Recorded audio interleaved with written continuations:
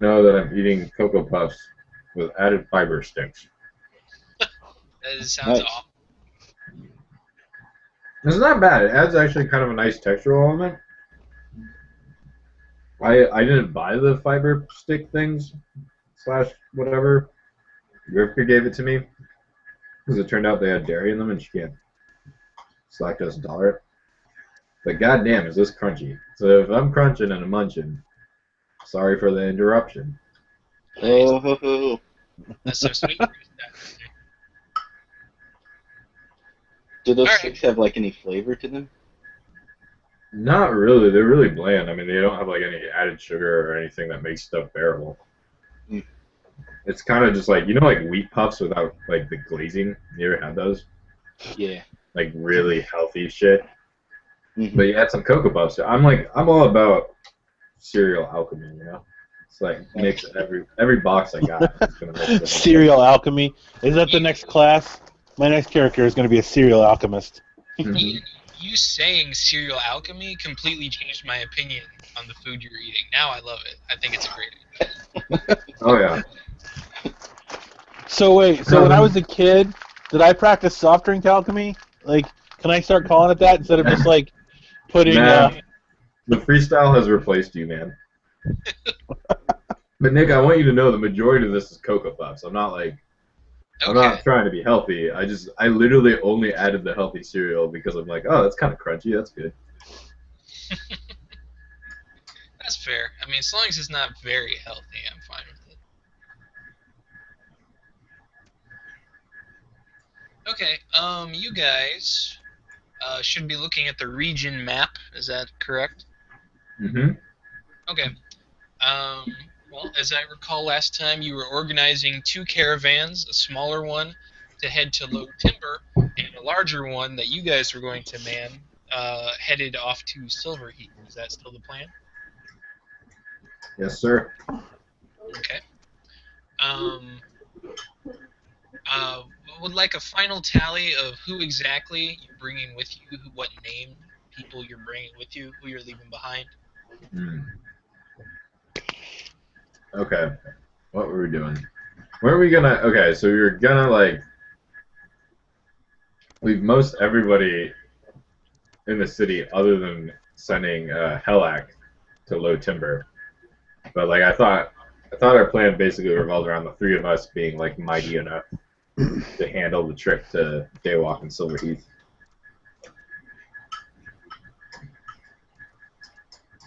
I think you guys are fairly mighty.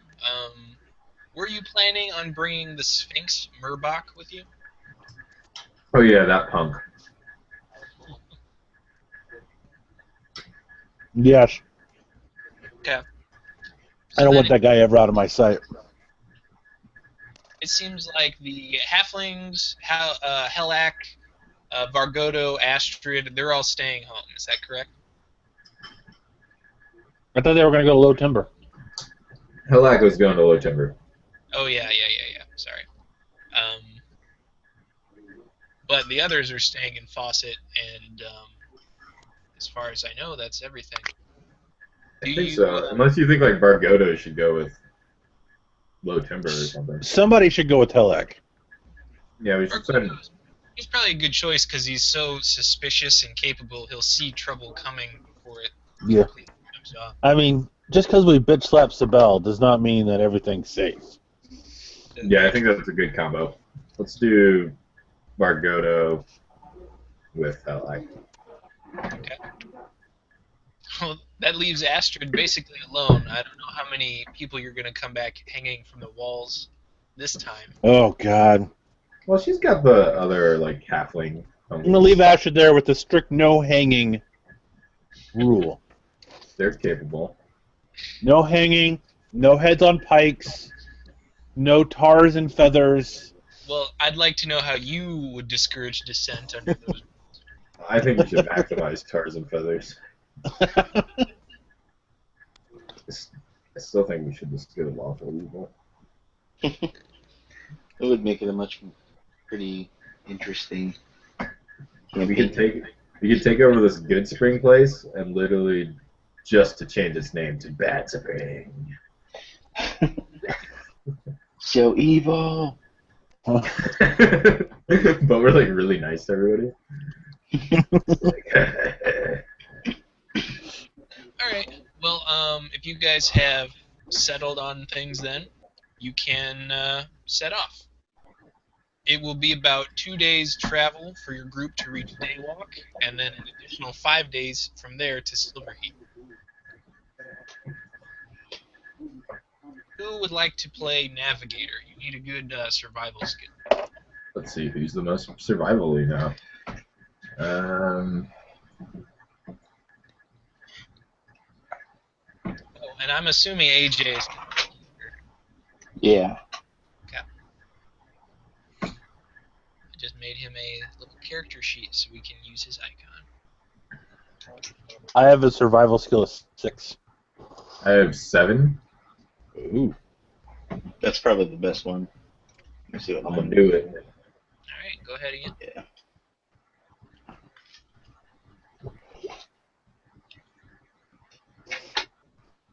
What did I get? 22. Woohoo! Very good. Okay. With careful navigating and maneuvering around dunes, you have set a pretty good course. It's not merely a matter of finding your way through the desert, making sure you head a precise heading, but also making sure that going up and down dunes you don't get turned around, steered off course. It's just pretty easy with such a large group of people. But with that, you will spend 2 days on the road. Murbach is stalking along with you, kind of stealthily, but with his keen sight, he tells you that Daywalk is coming up before any of you can see it on the horizon. I'm gonna be like, what's with the salt? He says that he's never spent so long walking on the ground. He doesn't find it to his liking. Sorry. Tough titty. Well, with no further... It's not called Day Fly. I guess not. Got him. We're going to Daywalk, not Night Fly. Gosh. Can we rename all the towns? Like, legitimately. That's our right as conquerors. Yeah. You just add the word bad to all of them. Yeah. I think we should With just 2 name them all Ds. in honor of us. That's actually a great idea. Daywalk Knox. will now forever be known as Halgrim Stan. Can we just- Everett wants to name a town. He's like, let's call it Knox something. Like the town. Knoxtown? No. Knoxville. Knoxville. Or we could just name all the towns Drip. Or just like series of like the first one's Drip, and the next one's Drip Drip. And then Drip Drip Drip. Puddle. Leak. Yeah. It's all water related. This is the first time any of you have seen Daywalk, but it is exactly as small as you've been led to believe. Just a few small huts around a rather tiny oasis. Normally, there is a group of soldiers here monitoring the comings and goings of the territory. However, they were all evacuated and made part of the expeditionary force that attacked Fawcett last week. So it is completely abandoned, and at your approach, you see several mutants of various types are enjoying the free water. As you approach, they will scatter to the sand. So That's scary. it's literally no one lives here anymore? Nope. It was basically just a small military outpost. There were no families here or anything of that nature. There was no industry. It was just... Well, let's look around and see if we can find any Let's cool loot shit to this take. thing. Alright.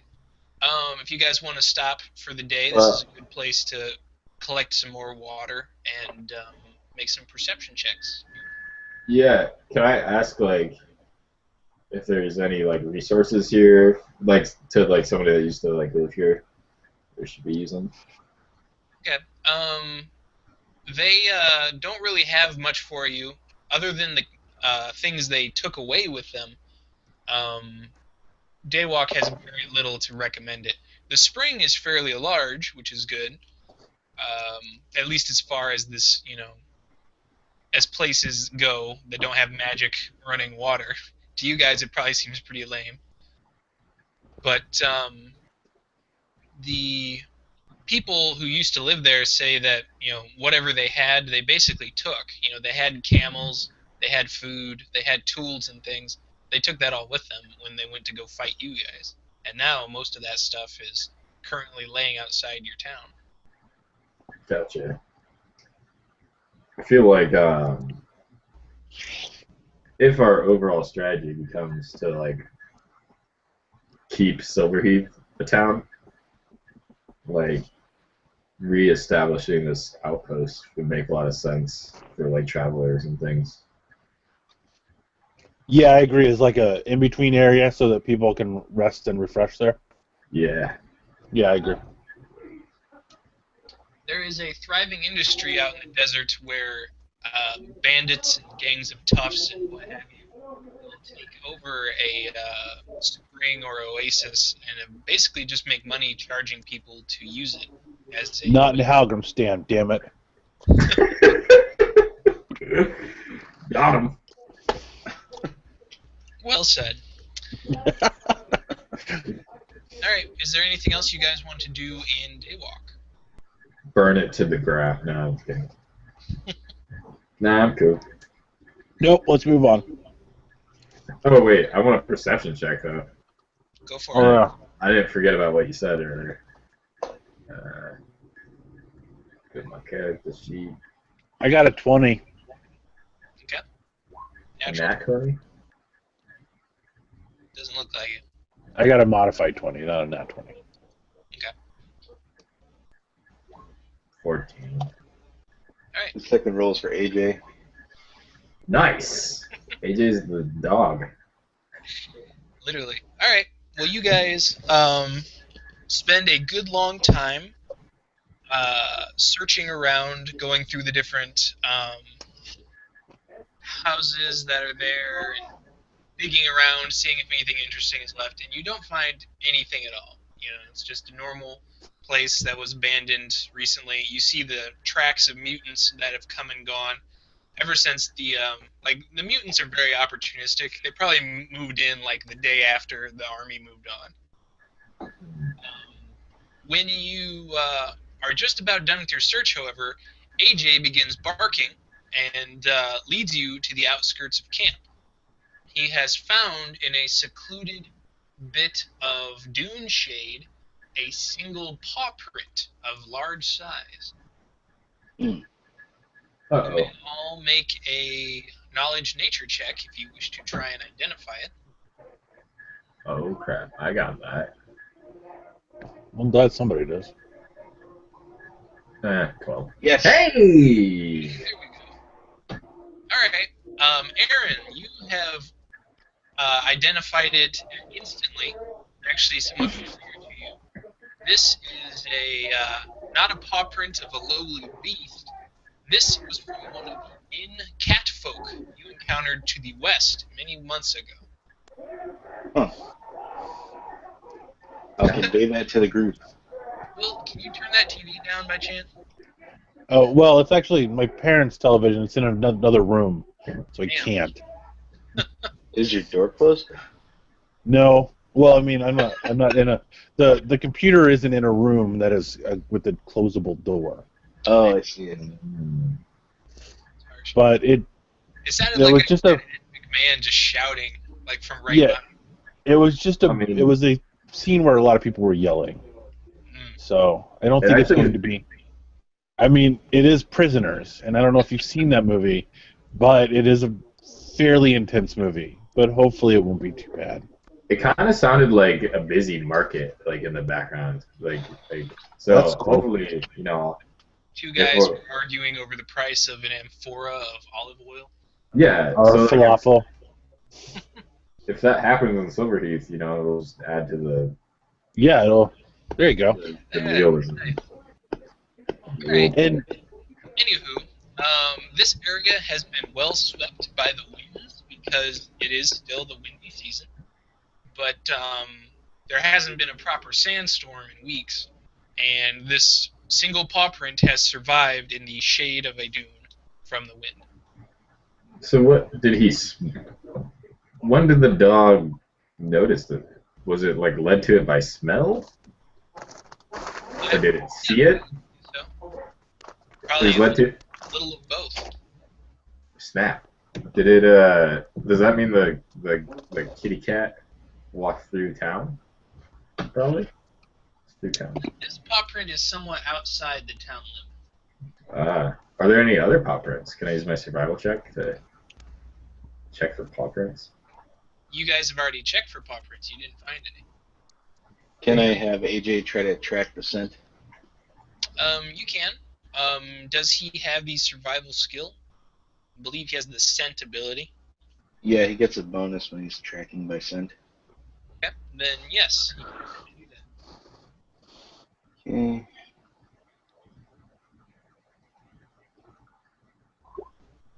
Nice. I have to actually look up the difficulty for that because I haven't done that before.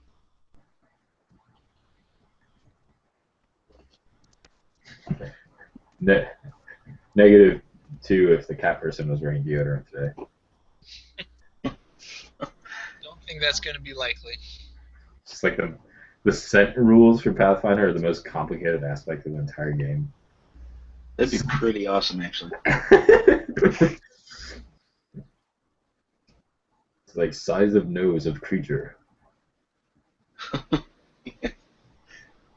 So you have to do calculus to even figure out like what's happening. while Nick's looking that up, I'm looking at film, and it's super expensive. Film? Yeah, I bought a Polaroid 600 yesterday at Goodwill for 99 cents. Probably flip that shit on eBay if you don't want it. No, I do want it. It's cool. Oh, okay. But Film is expensive. I need to buy like film packs for it, and like for an 8 exposure film pack, it's $25. Man. For Yeah, for 8 photographs. for 8 photographs. I still want it, and I'm still going to spend $25 to get it. You're just gonna make. But I feel the need to make the point that it is really expensive. It's going to be one of those things where I have to like really think about it before I take a picture. Is this memory worth preserving? I mean, every picture is $3. Is basically what they're telling me. It'll be like a picture of another world. Is this a $3 picture right here? I don't know. It's kind of interesting though, you know. Take a picture and then you charge everyone in the photograph. Yeah. Okay. This shit's expensive, guys. Come on. Eric. Yeah. AJ has successfully tracked the scent. He points to the northeast. You guys want to track this cat? I say Hey, we do it. I know we don't really trust Murbach, but I feel like he'd be really useful right now. Mm-hmm. Hey Murbach, can someone fly on your back? I don't know if we've been over this already. He says, to what end? We're trying to track this kitty cat. He says, why not simply have me do it? My eyes are sharper than yours will ever be. It's kind of a trust issue. Just gonna be honest with you. Come back. He looks at you and he says, sure, climb aboard. No. You just made that feel like a trust issue too, man. Yeah, definitely sensing motive on that. Sense motive. We could have been cool. I rolled a 26 sense motive. What do I feel like? Just keep spanning it. Like you guys are really pushing his buttons with this, and he's getting pretty pissed. He's trying to hide that though. Oh. Oh, jeez. All right, I'll ride him. Well, actually, I have really bad ride skill. Who's got good ride skill? I've got good ride skill. Are you down to clown? Clown with Murbach's patience. Clown meaning falling from 30 feet in the air while Murbach does a barrel roll. I'll give it a go and see what happens. Okay. You climb on Murbach's back, and he swiftly begins to ascend in the air. Oh, make sure you come back for us. Don't engage. Just get the general direction. Gotcha. Meanwhile, we're gonna start heading that way. That the dot you blinked up. AJ will whine as he sees you fly away. He doesn't trust Murbach any more than you guys do. Don't fly too high. Don't go chasing waterfalls. I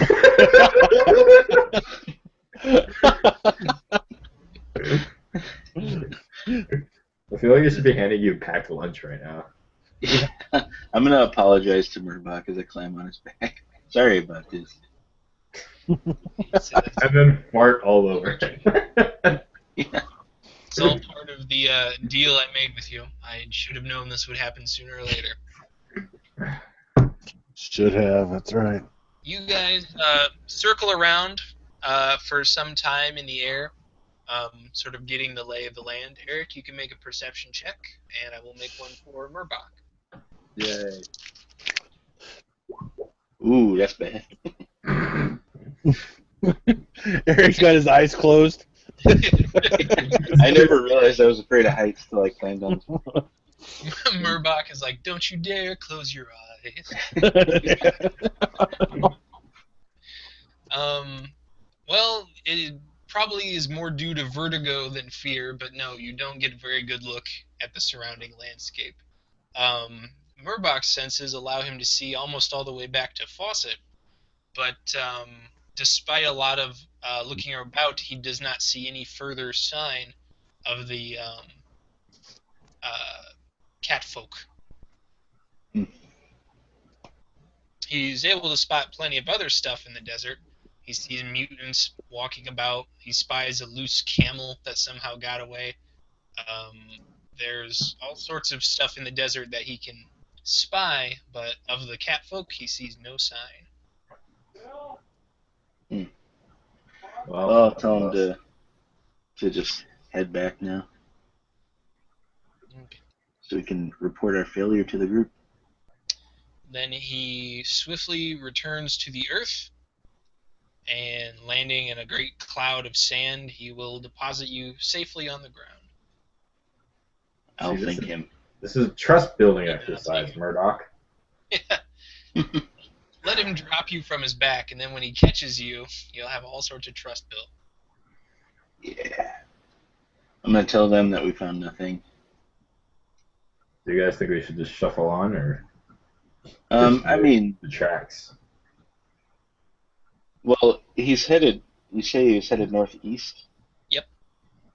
Well, we've got to go to Low Timber anyway. No, we're not going to Low Timber. We're going to Silver Heath. Oh, I thought we were going to... Oh, the other group's going to Low Timber. Right, how Halleck is. Okay. Low Timber is almost directly north of Fawcett. So northeast actually is kind of the way we're going a little bit. No, we're going northwest. Oh, you're right. Never mind. Oh, wait, no, we are going northeast. Hey, what? Yeah, never eat salty worms. Yeah.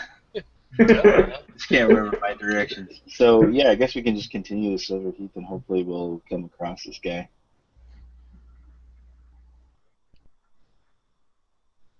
Should we try to catch his scent or let AJ go? Yeah, I don't see why not. Guys.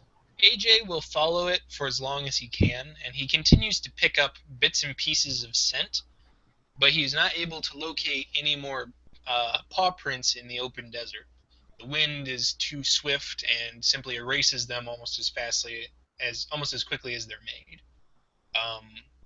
Unless this... I cast Stop All Wind. You're done. I was kidding.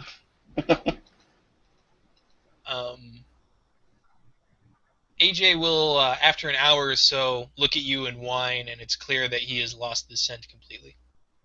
But it was headed in the general direction that you guys were, so there's that. Hopefully we'll just get lucky. What if we get to Silver Heath and it's just run by cats now? That would be crazy. Oh my God, they're all over the place on the counters. They're licking themselves. It'd be terrible. Okay. Ian, will you make a survival check, please, to navigate the second leg of your journey? Sure. Dun, dun, dun, dun, dun, dun. Could be worse. Could be better. Okay. You guys are still headed in that direction. You're making pretty good time. You end up taking cover during several small spurts of sandstorm. Not true storms, but merely periods of a half an hour to an hour of high wind. Your soldiers that you're traveling with are used to this sort of thing and huddle up together on the leeward side of your wagons. They bunch up close to avoid the blasting of the wind, and it's pretty simple stuff. These guys are fairly tough all around, being desert folk, and are used to small distractions like sandstorms.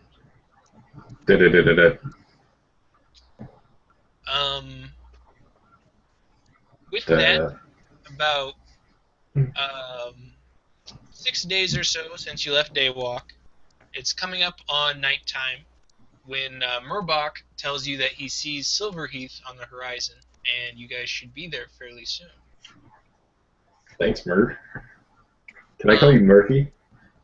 He says, I belong to you, so... It is official. Wow.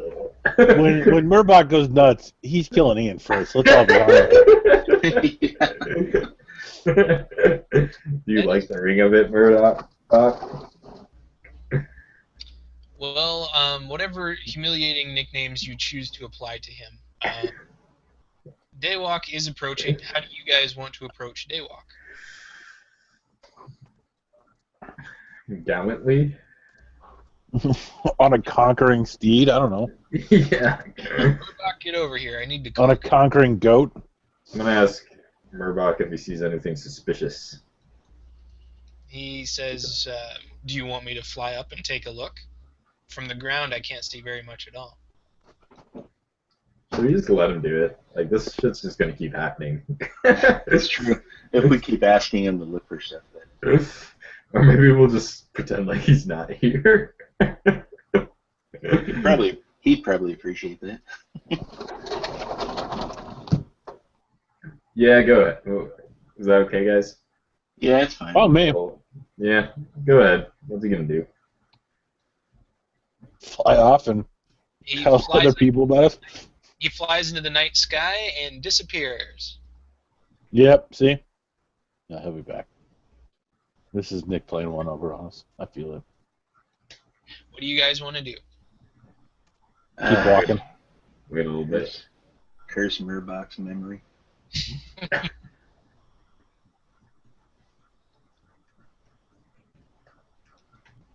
Well, are you guys going to wait in position, or are you going to continue towards Silverheath? I guess we'll continue towards it. Why not? Okay.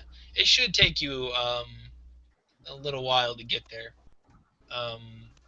After about 45 minutes, Murbach lands among you, almost silent. I told you. I knew this was just a trick. Good job, I say. So patronizing. Do you pet him on the head and throw him a treat? Nice work, Murphy. What you got for us? He says, there are strange men in Silverheath. They appear to be drunk. Oh, well, that should be a problem. You think like raiders? He says, I'm not certain. It's hard to tell. But they don't appear to be welcome. And I see no sign of the blue-coated guards who were left in Silverheath. Also, there is a field of newly grown corn just outside the city limits. Ooh, maybe the guy's here. So do you think if think we can get the jump on him since they're drunk and stuff? He says, I can. I don't know if you can. We can. He indicates the caravan of 50 soldiers and wagons you guys have brought with you and says that they certainly cannot. I say we don't get a drop on them at all. So we walk right in the city and tell them to get the hell out.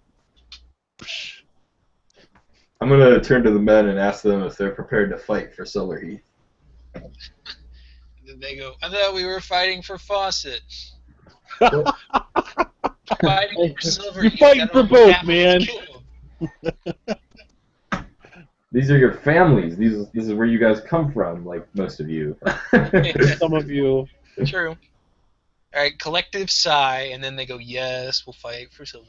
Why do we have like the whiniest group of people ever? Yes. We'll just do this with Murdoch. He's tired of it. Over the desert with the guys who just kicked your ass, and then you tell me how much you want to get into a fight. Alright. Well.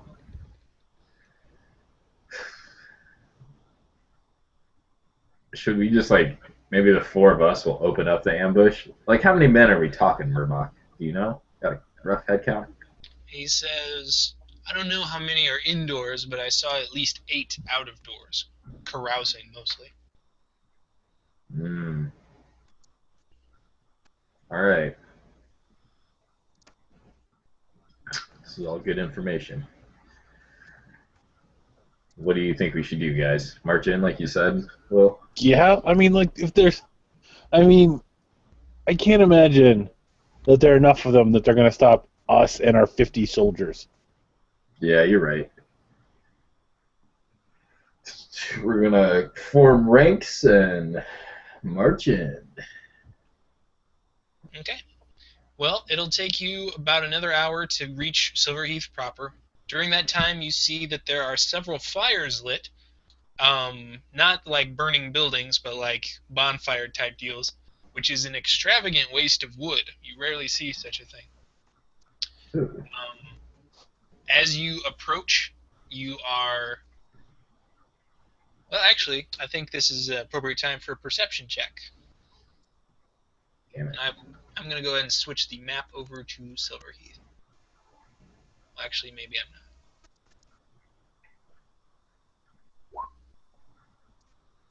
Should put another point into perception.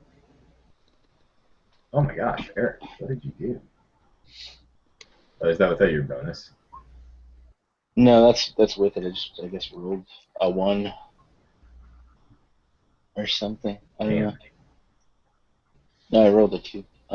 Here's rolling for AJ. Oh, so you have like no perception. Yeah, I have super low perception. You're like That's nearsighted. I feel like you've been perceiving things. Must have just been lucky rolls.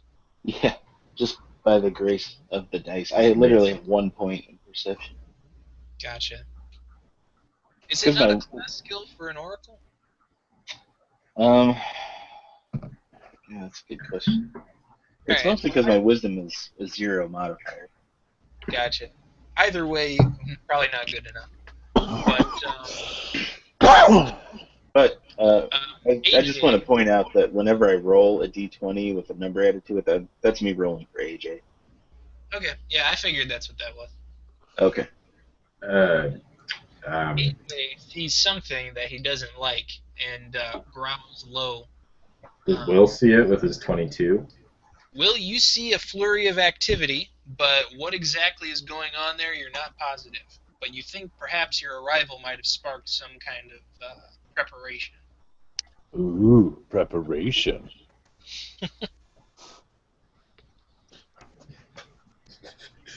I wonder if there's any word I could have said there that would not have got that treatment. No, you wouldn't have. I have a unique ability to mock any word you say. Not unique. I can think of 3 guys who have that ability.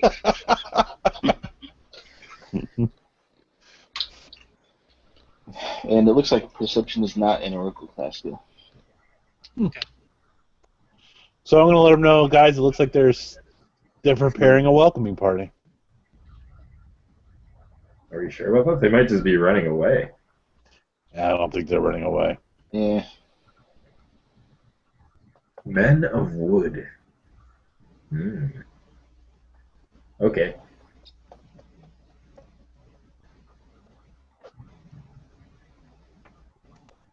Can I use my knowledge,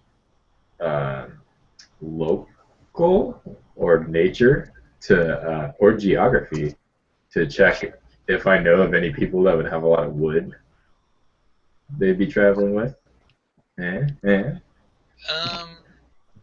suppose you're entitled to a check, sure. Yes. Which one do you think I should use? Probably knowledge local. Yes. Bam, 22. The only place you know of that generally has a lot of wood is low timber, and they don't really qualify anymore. Ever since the army was organized, no one's really been there harvesting wood. So, with that in mind, you can't think of anybody who might have a bunch of wood to waste. I think these travelers were from distant lands. Either that or they went to low timber and took the timbers. Did you going to say they went to Lowe's? Yeah. Maybe it's a bunch of those cat people. They look like gigantic cat people. Well, you can't see anybody from this distance. Are Certainly they not. licking themselves? Would Murdoch mention this? Well, Murbach would look at you quizzically and say, "What's a cat?" Seriously, man? I go, meow. You know what a cat is? You gotta think of the desert, man. They draw it in the sand. Okay, let's kill them.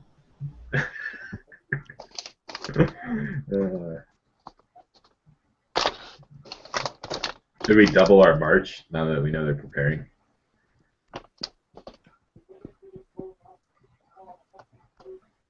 Alright. You guys are heading up with, I have a question. We never really settled this. Are you guys mounted? I am. Okay. Yeah, I assume that was too. Okay, gotcha.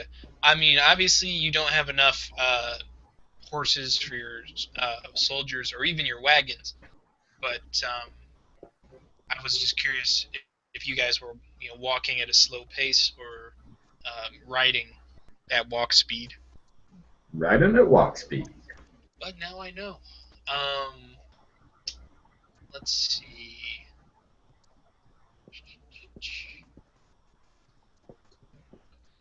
Well, approaching the city, you see a group of figures coming out to meet you.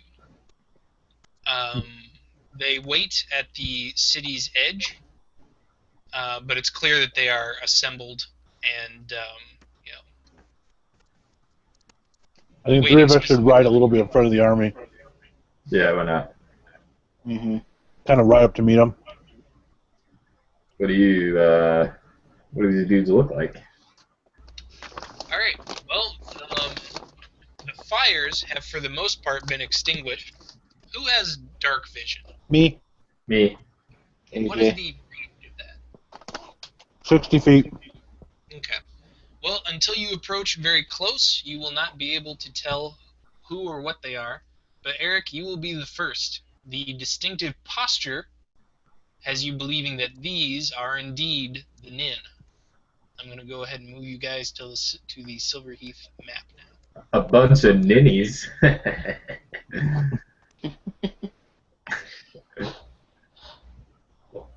Can I secretly communicate this to the guys? You're far enough away that you can still just speak if you want to. Oh, okay. Then I'll just say that. It's the Nin.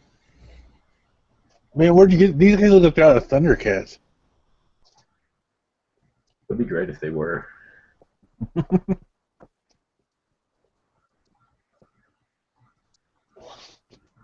Yeah. I've been pretty impressed with the main guy was Lionel. Alright, moving in closer, you guys can move yourself, decide where you want to stop, or if you want to just boldly walk right up to them. Your men are a few charges worth of distance behind you, but they should be able to, if fighting erupts, they should be able to join you within a few rounds.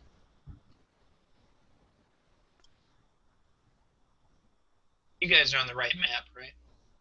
Yeah. Yep. Mm-hmm. Are you? Okay, cool. Like,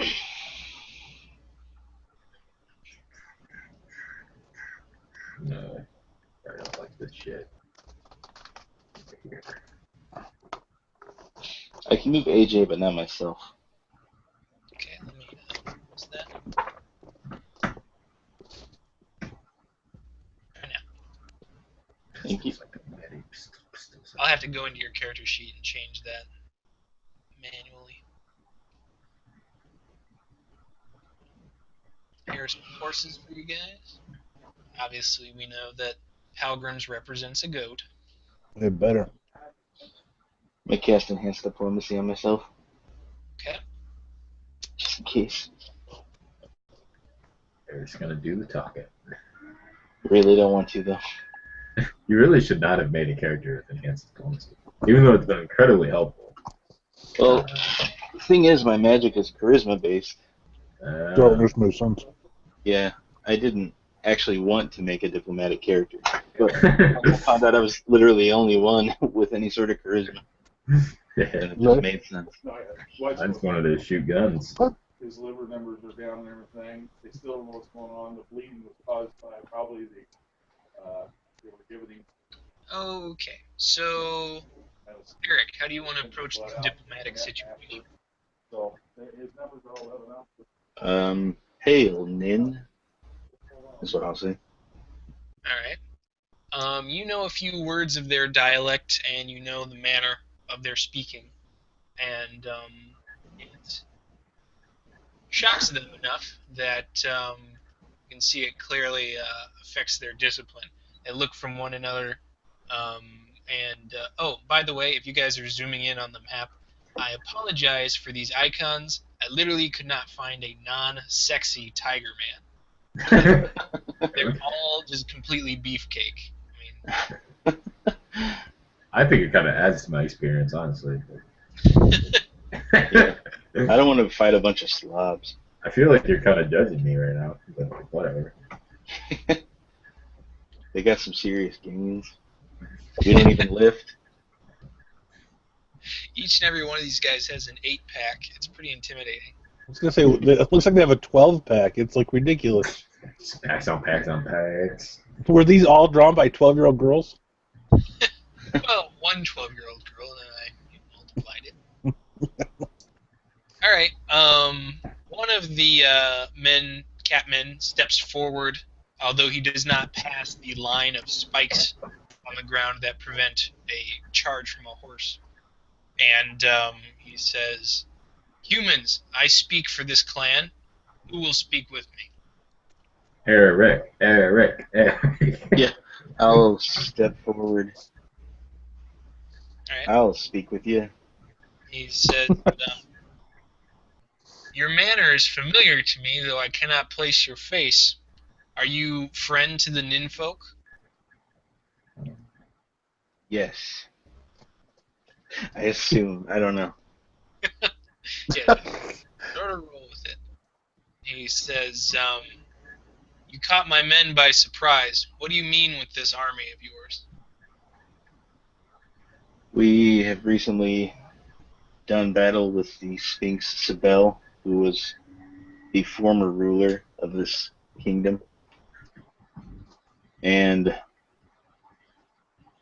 following our victory, we decided to take a tour of the cities so we can meet the people. That's kind of a semi-bluff, isn't it? Isn't that what we're doing? I thought you were here to just evacuate everybody, or to refound this town. I couldn't remember which. Probably refound is what we were leaning towards. We were going to base it off of what was here. I feel like meeting the people is part of that process. Yeah. All right, that's fair. That's fair. And he says, "This town is part of our rightful spoils, but we were about to leave anyway. If you will let us leave in peace with our belongings, then we will cause you no trouble." Did you recently fight the citizens here? He says, "We found some resistance. It wasn't much of a fight, but yes." What have you taken? Yeah. He says, only food, some small supplies. There really wasn't much here that would be of use to us. Are there still people living here? Humans? He says, oh yes, they cower in their homes as we speak. Will, what do you sense motivating on? The fact that they only took stuff that would be used to them. This is where the Sphinx used to live. I bet they're shittier.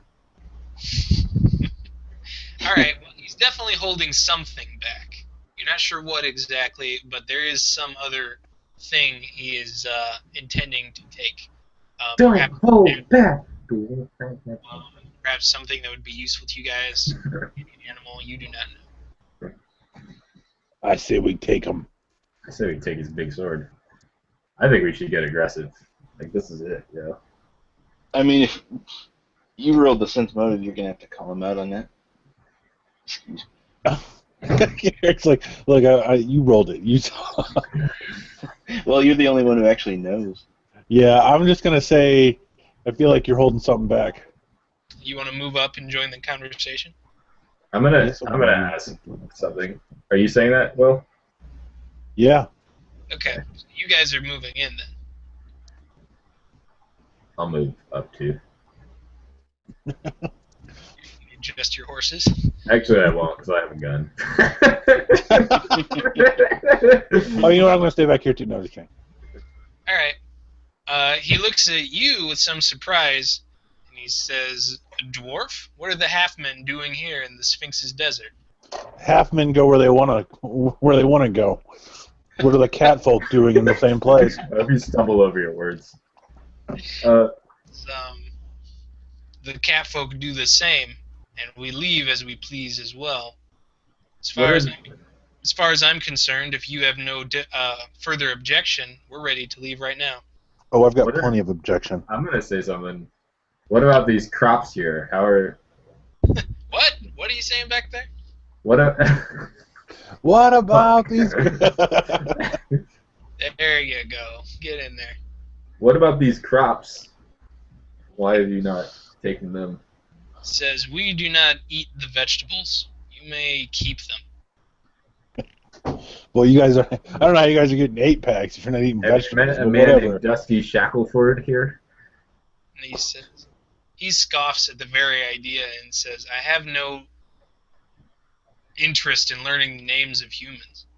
I'm gonna do There are many here, and you're welcome to question them all about their names and histories. Well, these humans are under our protection. He looks at his men and he says, well, you've been doing a great job.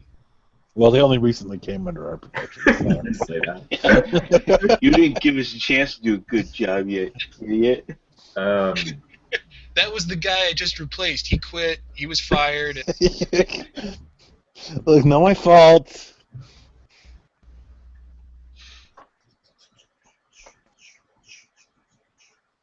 My concern is I don't want any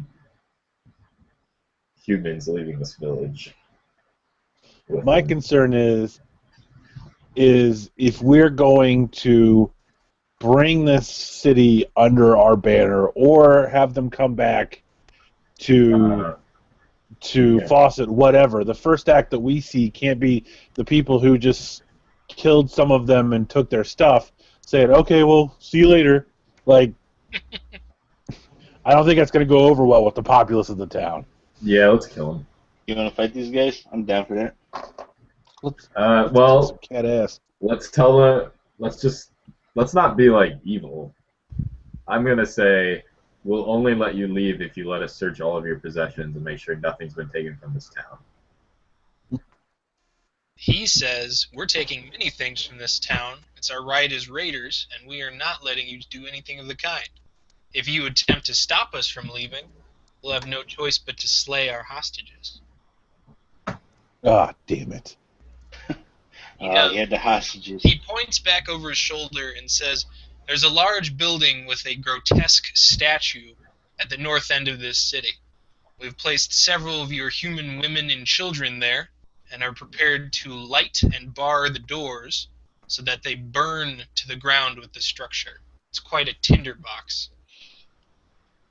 If you let us leave, however, you are welcome to let them out. I'm sure they would appreciate it. Some honor you have.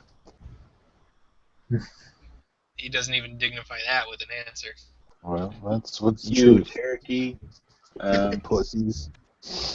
How long will it take you to leave? Look, you bunch of scaredy cats. Why don't you fight us? 10 minutes. What did he say they were going to leave with? He says just everything. He basically said they've plundered the town of anything of value or relative use, and that they're going to take it all with them. It's our job, guys. We're supposed to plunder the town of anything of value or relative use. They beat a skeleton crew who was just back to protect the city. We beat the entire damn army. This is our kill, not theirs. I mean, that's very true. Do you think? Could I ever do it on a sense motive on the house being full of people and hostages?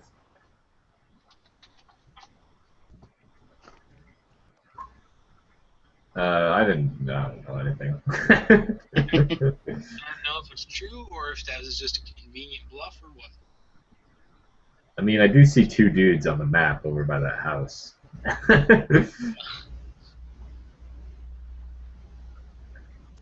Maybe we should just threaten them. I have an 8 in Intimidate. I'm getting close to doing it.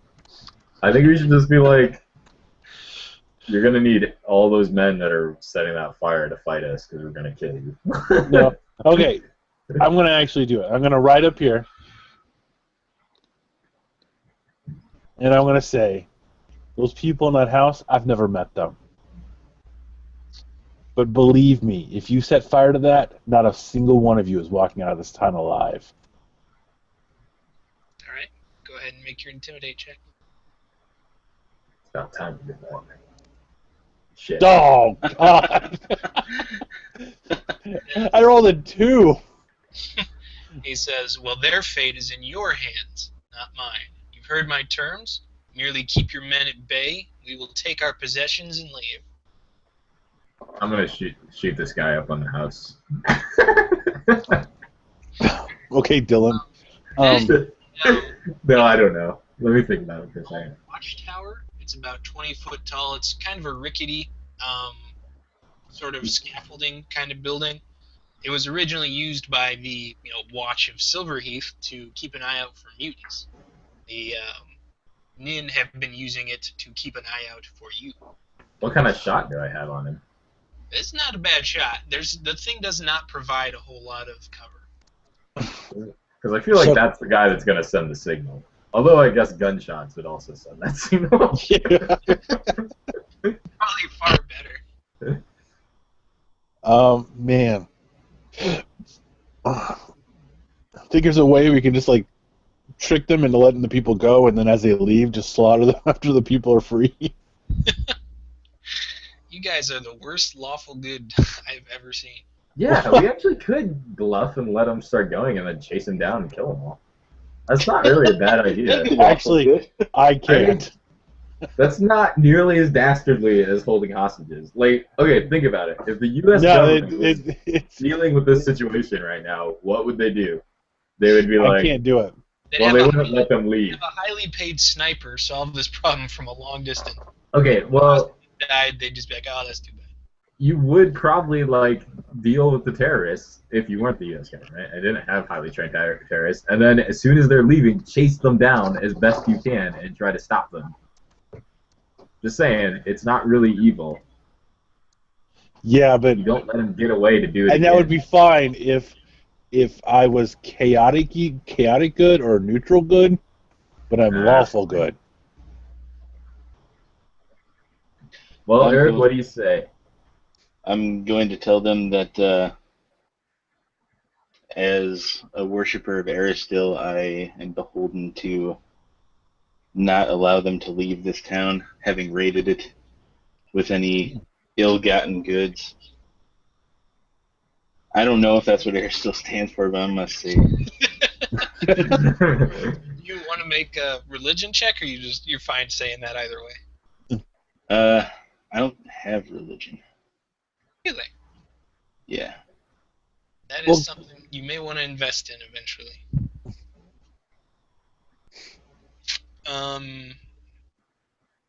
All right then. Well, I guess they're waiting on you guys. If you're gonna make a move, they're ready. Aaron, you've made your ultimatum, and they're looking at you like, well, what are you gonna do about it? Tell you what I'm gonna do about it. Is what I say. I'm gonna sit here and still try to figure out what I'm gonna do about it. Well, then they'll just sort of have a staring contest with you guys. I'm fine with that. All right. Okay, wait. Okay, so one of us, she's a haul ass to that building. I'll volunteer. Okay. Okay. If you're willing to risk AJ, he could probably get there faster than anybody. Yeah, but I don't know that When AJ. he was there. Get burned.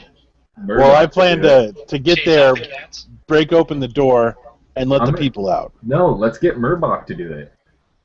He's bloodthirsty. Let's just pull back for now, send Murbach to attack the people, and then charge him.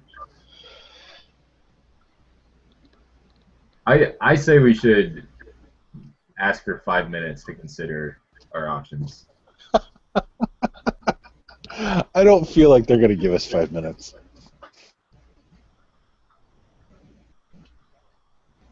You're right. Let's kill him. Okay. Alright, so you guys want to begin combat then? I'm gonna get the jump on him. I mean, I don't have any problem with that. Would they be willing to?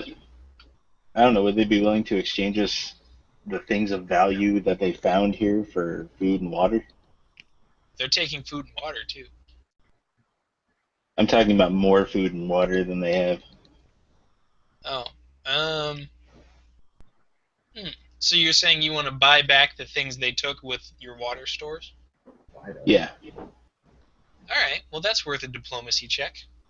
And I believe you still have a diplomacy rolling. Yeah, so this is going to be +2. So it's a modified 20. Alright. Well, the leader of the cabmen is surprised, but intrigued. And he says, we have great need of water as it happens. Our nearest oasis is very far. What exactly is your proposition? We'd have to consider our options. It involves gauging how much we have left to get back and stuff. But we do have many gallons. There is a spring here in Silverheath. It's not the best, but it is a small supply of water. So just let them taste our water. Believe me, they'll want it. Once you've tasted that faucet water, you'll never go back. Yeah, can I toss Once you him go like a water faucet, you skin? never go back. What? That was terrible, and I'm ignoring it. What did you say, Eric? I'll toss him a water skin. Like, is there actually a difference in our water? Oh, absolutely. The water that's available in the desert is heavily mineral. It's very polluted with sand, grit, bits of this and that. It's not at all clean. You've ever seen the movie Waterboy? Yes. You know the little vial that he has that's like pure water? That's how I imagine our water. Your water is pretty good. And when he tries some, he sniffs at it and then eagerly slurps the almost entirety of the bag before giving it back. And he says, I've never tasted its like. Well, there's much more where that came from. Barrels, if you're willing to trade. He says, very well. I will send my men to collect our spoils. You may make us an offer. Okay. So he sends 3 of his men away to go collect their treasures. Well, we're stepping back, like I said, to go talk about shit. So, see you. Are we? This is a good time. It'll take them a minute or two. Okay, so we're gonna go back to our troops and check our stocks. So, see you guys. Bye. It's like, why aren't you guys leaving with me? Of the water you guys brought from Faucet, you guys still have quite a bit, several dozen barrels. No. Nick, we're not going through with this trade. I'm setting a secret trap plan now. That's what's happening. I thought we were going through with the trade. I think the trade is the better idea. Think about how Murdoch could sweep down on those dudes by the house, eat their brains, and then we could just kill all these other people. Easy peasy. I've adjusted. I'd rather your trade. horses. You guys should be able to move them. What'd you say? Your horses, I've adjusted them. So Okay. Cool. Are we going to trade with them? My vote is not trading with them. They're scum. They threaten the lives of the city, and I still think you're right, Will, that we need to prove to these people we can protect them. this guy. Also, more boring this way. Don't forget the metagame.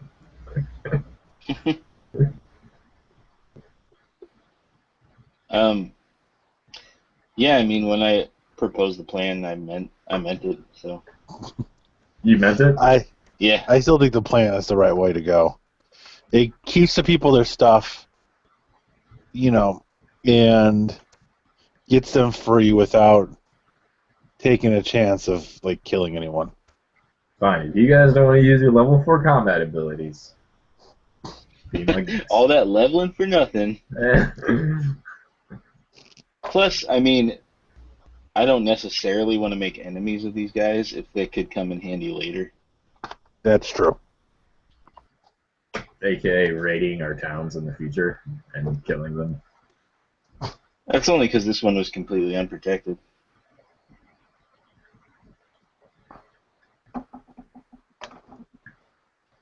This is the worst.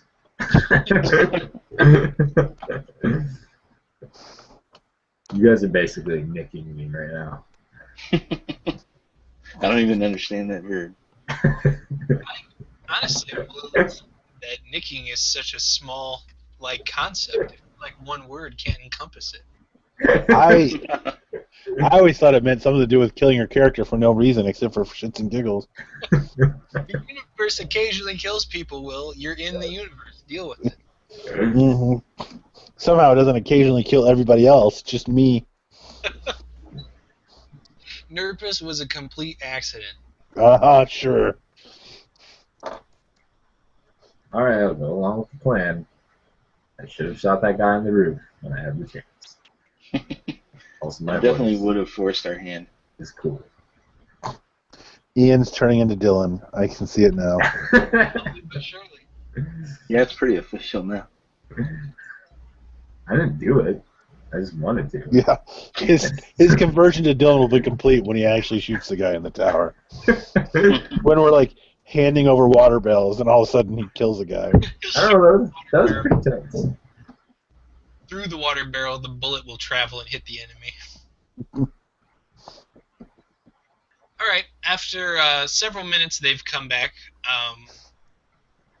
and they deposit a few chests. These are clearly being taken from the town. They don't belong to the Nind and weren't crafted by them. Eric can confirm for you that the Nind craft very little themselves. For weapons, they mostly use things they either take or their own claws and teeth. And of course, supplies, they barely get them by raiding. Sounds easy to kill. You see that what they are offering or what they are planning to take mostly involves a few hundred assorted coins, stores of water, and dried meat. One or two of them have found weapons, but they are the low-quality weapons of the desert. They are not the fine ones you've been buying. I'm bringing a human representative with me to ask if it seemed like what would be have been left in the town. I still feel like he's holding something back. I feel like he should bring all the hostages out before we make this trade. Oh, absolutely. He's not going to do that until you guys have made an agreement. I feel like he should give up his bargaining chip. Is that what you're saying before it's true?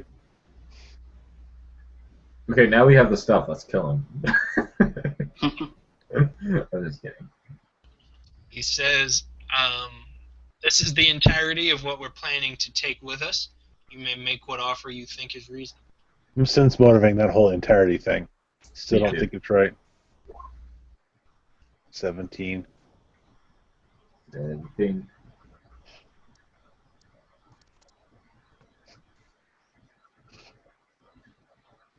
Ian, what's this 1d10 you rolled? What'd you say? Oh, sorry, I was scrolled way the hell up. It's like, pretty sure Ian just made an attack roll. Oh, that'd be awesome. Wish. If that was the way that he did it, just like making an attack roll. Hey, 8. Okay. Eric, Will, you guys are fairly certain there's something he's holding back. Don't hold back. I'm gonna ask him what he's holding back. He says, this is what we're willing to trade for your water. We have nothing else. What does the human think that I brought along? Oh, I missed that, actually. What exactly was your plan? You were going to bring a I just guy... want one person from the town that knows what the town had as best as they do. Yep. Representative. Well, he will confirm that what you're looking at probably does amount to the entirety of the wealth in this town, and that they never did have much in the way of dried meat stores. What about the Sphinx's treasures? Well, you guys have most of the Sphinx's treasures because you brought them along to your city. He's holding something back. I'm telling you, man. Should end this.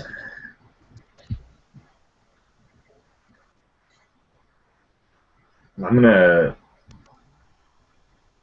tell him to present the hostages, or we can make a deal. He says no hostages until the deal is concluded. He says, when my men are holding the water, you may have your hostages. I'm gonna try to intimidate him. Go for it. I'm gonna say, do you really think you can bargain with men who've killed a Sphinx and legions of her troops?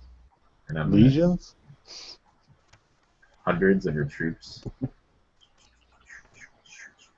Where is intimidate? Here it is. 17. Okay. Well, that's certainly news to him.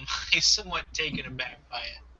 But he says, this is, he says, if there's no hope of negotiation, you're welcome to draw your weapon. Oh.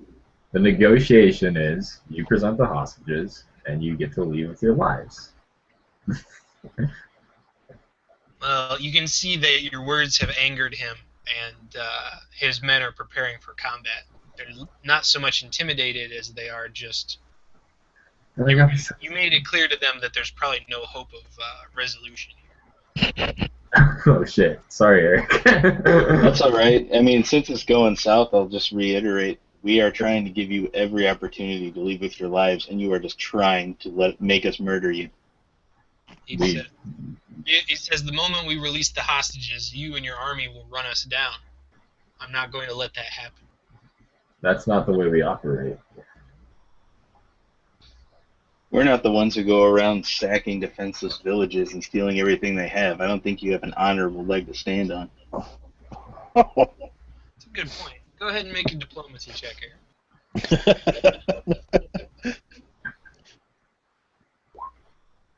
Damn!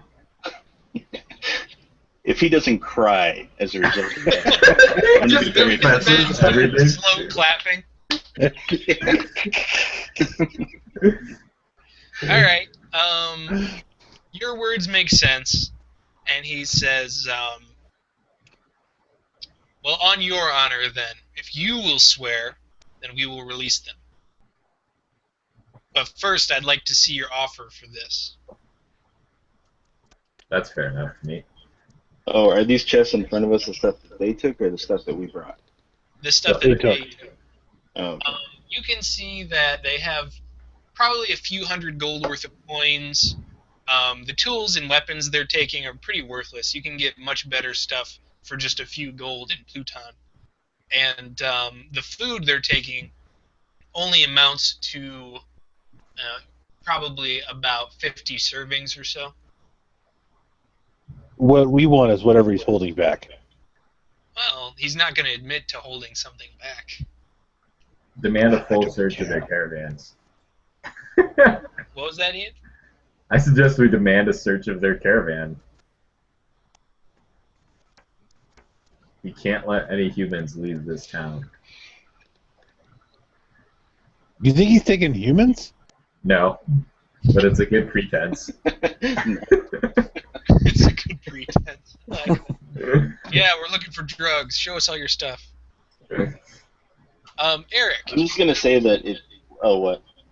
Your knowledge of the Nin's culture, you know that they do not keep slaves.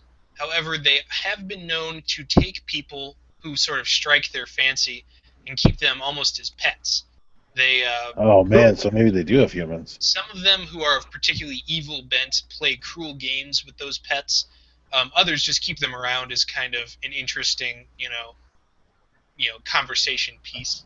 But mostly, most of them think the idea is rather foolish because humans have no real value to them and take up so much in food and water that it costs way more than it's worth. You should tell them that you know about this and ask to demand. Demand to search their things. Yeah, that's what I was gonna say. I was just gonna tell them that they make. What's the thing we're trying to do? Make a deal? Yeah. They make it nearly impossible to make a deal when it's so hard to trust them, knowing their nature and feeling like they aren't divulging everything. He says, this is all we plan to take, and when we make an agreement, you can watch us leave. We have no caravan in which to hide goods. We barely have any backpacks or sacks to stow away things. What more do you think we're taking? God, if every single sense motive check wasn't absolutely terrible. Well, he makes a lot of sense to you, Eric. You will 19. You will basically get to watch them walk away with this stuff. You guys, Ian and Will, do not have any further insight into what exactly he might be back, but you do think that he is still holding something. I'm just gonna say, we know you're lying to us about what you're taking, and your best bet right now is to come tell us the truth as the slayers of sphinxes. We are mighty warriors, the mightiest in this whole entire nation. Yeah, mighty warriors. Alright, well, he has no more to say. He says, I've been as reasonable as I can. This is what we are taking. You're the ones who proposed this deal in the first place. I don't know what more you expect from me. Yeah, I don't know. As long as we can see them leave, you guys just want to go get the water, or are we dissolving peace talks? I thinking, having a good feeling that they're holding something back isn't enough, I feel like, to attack them. So, well, what if they have the guy that grows plants? Seriously. How shitty. Well, how are they going to hide that guy? They don't have a caravan. That's true. Okay, so you're... Unless they have a bag of holding. So the deal is they're going to Eric. present all the people in the village. And we're going to give them some water. Yeah, they're trading water in exchange for the spoils they were going to take. I'm going to ask him, how many barrels of that water do you think this is worth? He looks at the water you have and says he wants 20 barrels for it. What? I'm going to laugh. The gold will buy nearly that much as it is. Gold won't buy that Not water. of this water, I say. You'll never find water like this again. You find that water, you tell me how much it costs, and I'll pay you that much. Pleasant as it is to the palate, Your water is merely water. Any will do when you are dying of thirst. I will not pay extra merely for a pleasant taste. It is not merely water. It also makes you good in bed. Have you ever It heard improves- of snake oil, sir? It improves male performance. That's all I'm saying. You can't tell me I'm wrong. Well, water. Well, I'm gonna tell him I don't think his gold is worth this water. Well, what do you propose? That you take 10 barrels. His I'll probably men, take The one. barrels alone are worth that gold. In fact, actually, yeah, the gold isn't even enough to cover these barrel costs. Why would we give you that much water? Are we filling your barrels? I'm not getting rid of my barrels. I like my No, barrels. I mean, like, literally, those 20 barrels would cost 100 gold to us. Like, in the other plane, at least. I'm going to ask him how he expects to walk out of here with 20 barrels and no caravan. he says, my men are extremely strong. These barrels weigh nothing to us. The barrels aren't worth 100 gold and some meat scraps. I'm sorry. Ian, it's less about making money on the deal and more about securing your hostages. You decide what the deal is about for you, Nick. You don't know my character. In one session, you have jumped so far down the alignment. Okay. You make a point. It's up to you guys to decide whether or not, that's worth it. To them, they probably are overestimating at least a bit how much their plunder is worth. You don't even have 20 men to carry barrels. They can carry 2 apiece. Damn, that's scary. So you say 10 barrels, Ian? I'm okay with settling for 15, but that, you always shoot low. Yeah, let's How many barrels do we actually have, Nick? Dozens. So, like, we could refill here and be fine, right? Getting back. For the most part, you don't have more barrels, so the barrels are kind of a permanent loss. But you'll be able to fill water skins, clay pots, any kind of receptacle with water before you move on. And I can also summon water. There's that too. Okay. Well, after saying all that stuff about 10, I'll raise it up to 12.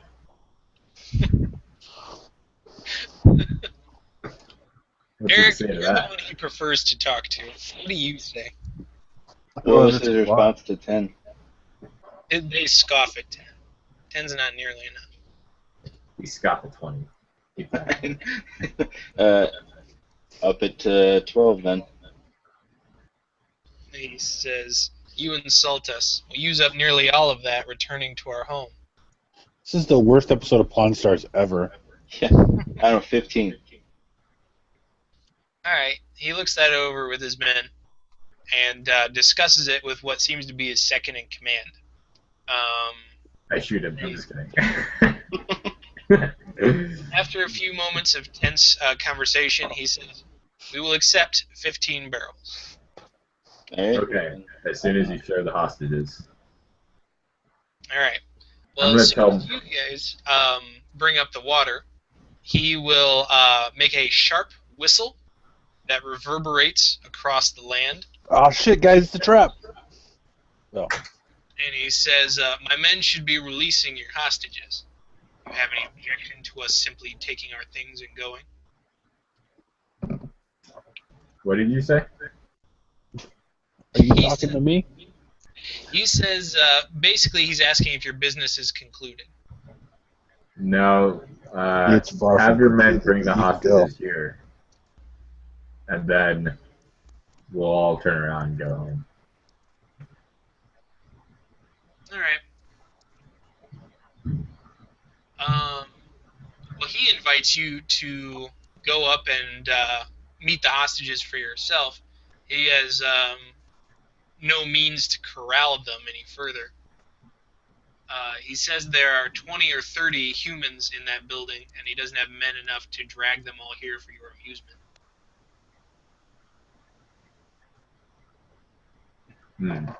Should just one of us go? No. All three of us should? No. None of us should?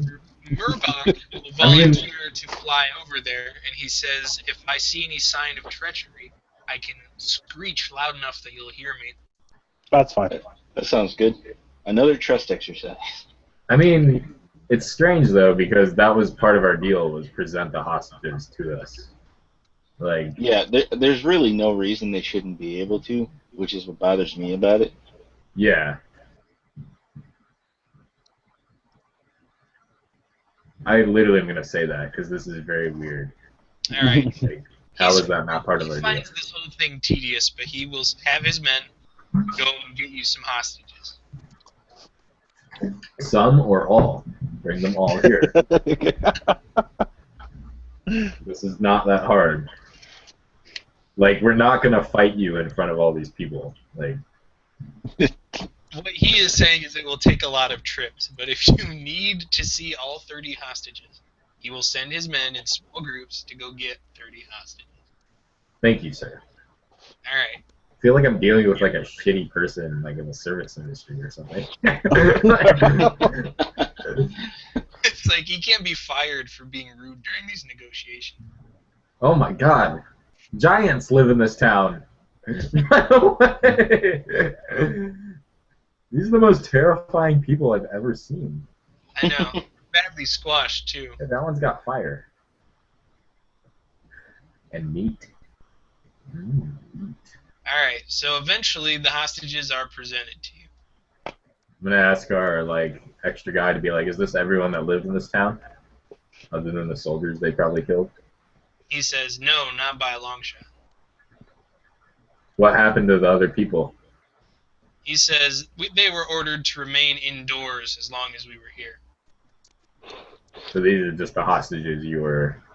Exactly. The ones we were prepared to kill when we saw you. Send an order to bring everyone out. Oh, for fuck's sake. He says, at this point, I have no further interest in dealing with you. Men, take the water. We're leaving.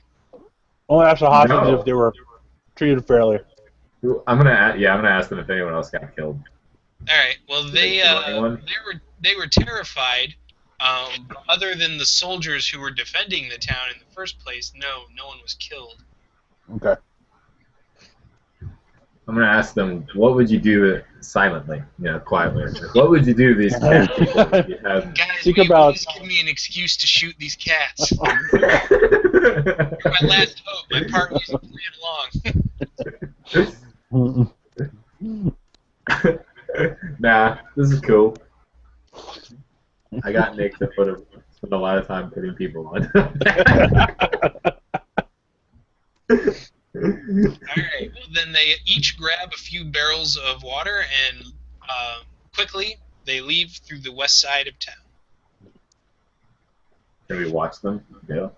Sure. Before they go, I'll meet that leader and I guess officially introduce myself and tell him that I'm glad we could end this peacefully. No hard feelings, man. He introduces himself as Sleeping Hawk. He says, well, you humans are tedious talkers, but you make sense at the very least. I had no desire to see my men cut down over a few petty coins and some meat. Eric, you should be like, no, really, what else did you take, man? You can tell me right now. It's fine. Yeah, just between you and me. It's like, well, you seem cool, alright. Do you have any desire to inform him about Fawcett? Hey, there's another city you can raid down there. Yeah, exactly. I'll just ask him how, like, if there's any way to contact him in the future. He seems surprised by the idea, and he says, we've probably raided these lands for the last time this season, but we will not be returning for many days. Perhaps never. It seems as though this place is in upheaval. Ask them how they feel about being mercenaries. How you feel about being mercenaries? There's more water where that came from if you're willing to aid us in our battles. He says, "What battles?" With Well. this,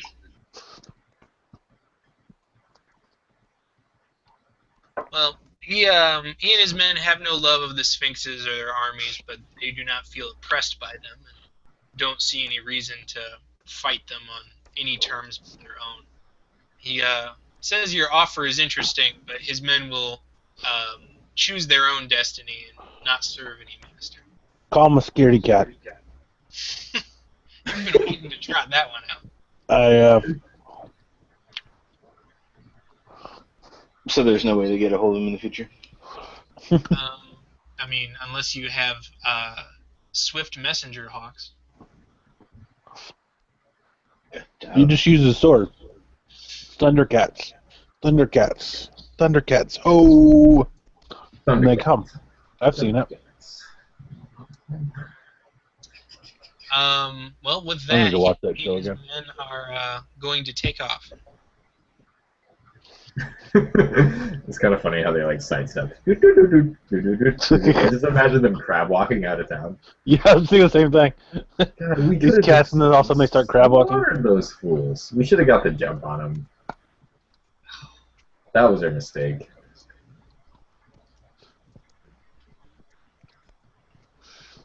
End of session. Most boring. So sad. I'm gonna go hide. You thought that was bad. Wait for the next hour and a half, Ian. It's all bureaucratic stuff from now on. Yeah. There's going to be elections of local bureaucrats. There's going to be a recount. You gotta write local tax law. Well, now Tense that negotiations. that whole thing has been concluded, the townsfolk become pouring out of their hovels, and you realize that there are quite a few people here, more than you might have expected. The final head count of adults alone is 80, mostly women, but also some men who are too old or infirm to serve. They also have quite a few children who've been terrified of the evil and waiting for someone to save them.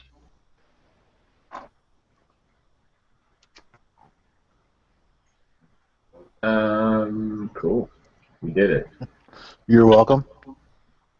Did I add 100 gold to our... Oh, No, I think we should give that back to the city. okay. The things that you recovered from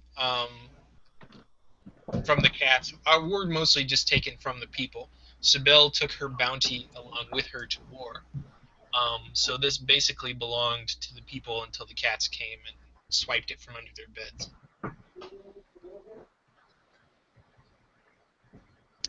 Well, I think we should just give a command to our soldiers to, like, you know, say hey to the fams and...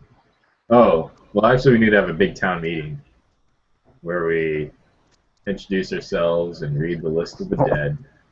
Right. You have to explain that the Sphinx is gone. Yeah. We killed her. Accidentally killed a lot of your friends. Well, we didn't really accidentally kill them. It's not like I Well. accidentally... like you accidentally shot them. It's, you know... His aggression was the cause of their deaths. Alright, so you assemble the townsfolk and you give them the speech. You let them know that the battle was concluded. Many men died on both sides, and you're here to deliver that bad news. There is a significantly somber mood after you reveal the names of the dead, because most of them were from Silverheath, and it's quite a list. Brothers, sons, fathers, all from this area were cut down. I think the final tally was something like 120 people dead, which was most of the adult male population of this place and Low Timber combined. It's like Rumba. It's awkward. It's bad. But there is good news that you guys are to reveal.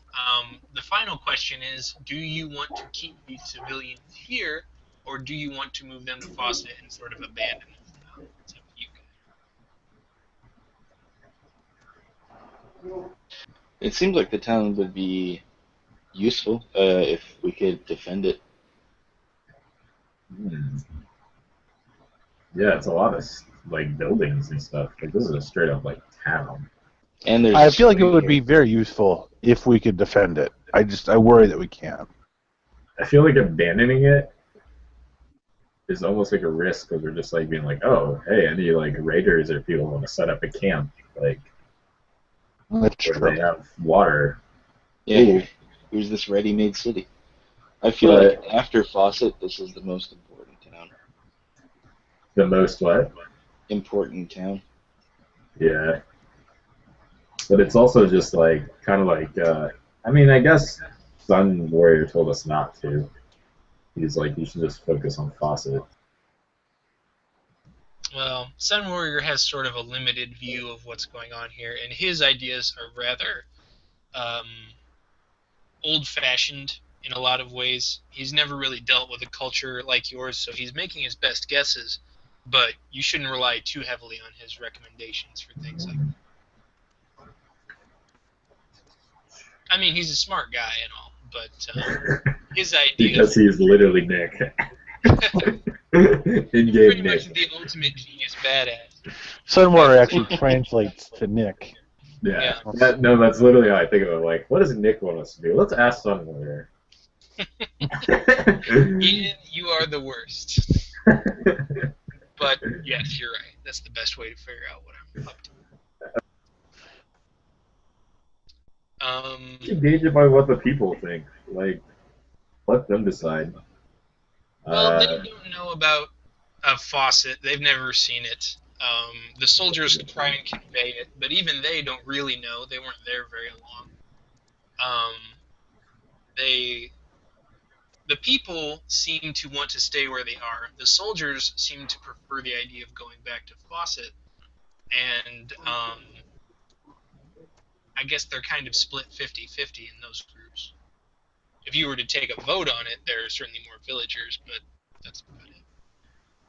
Sun Warrior did claim that your city could support a lot more people, but he didn't know exactly how many people you were talking about.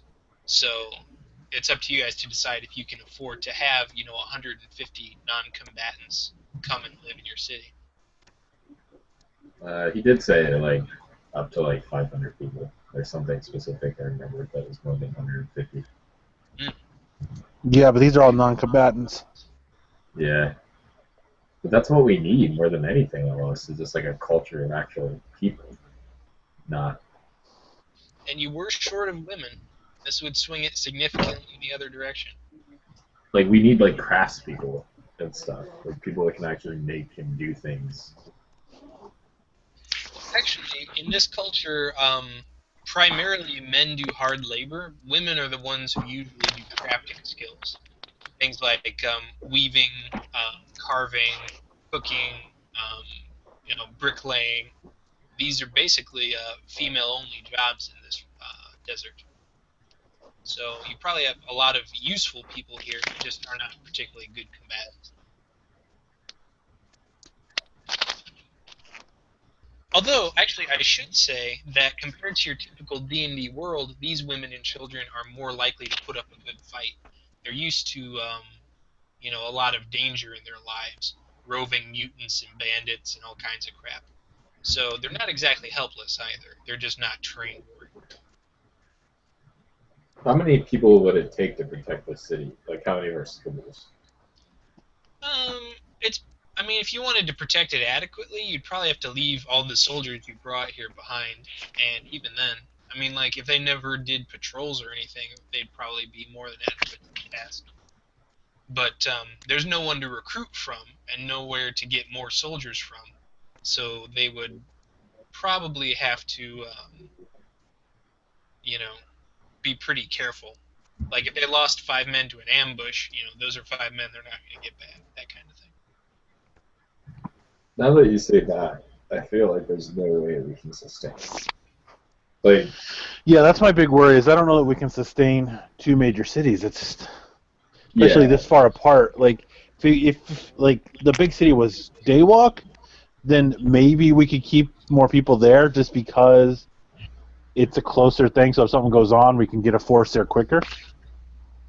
Yeah, and then like if you think about it, like so we got a ton of troops just now, right? And that was like a nice benefit. Like we were going to be like, oh, so now we really have like a military.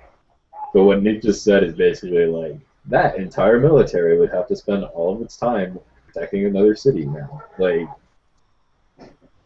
which would just, I think. My question is, where do we get more people? Steal them from the Sphinxes. Is that something we're going to actually have to go out and do, or are they going to come to us? Well, Vargoto's private prediction was that if you guys abandoned these cities, it would take a few weeks, but eventually Sphinxes from neighboring towns would eagerly, annex them. So they'll probably be coming to you in a small way sooner or later.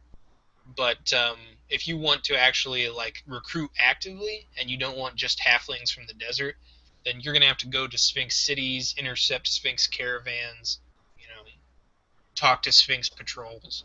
Like, and for that, we're going to need a wider base. Well, that's true. Fawcett is kind of a beacon, Like, it's almost a mythical city in its own way. Silverheath is not.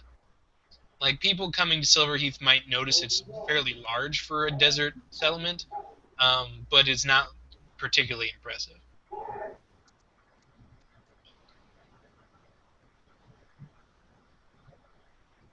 There's also the matter of characters with actual levels. Like, you can defend a place a lot easier if you were to station some of your, like if you put Helak here, he's a level 4-ish, 5-ish fighter. That would go a long way to keeping it safe.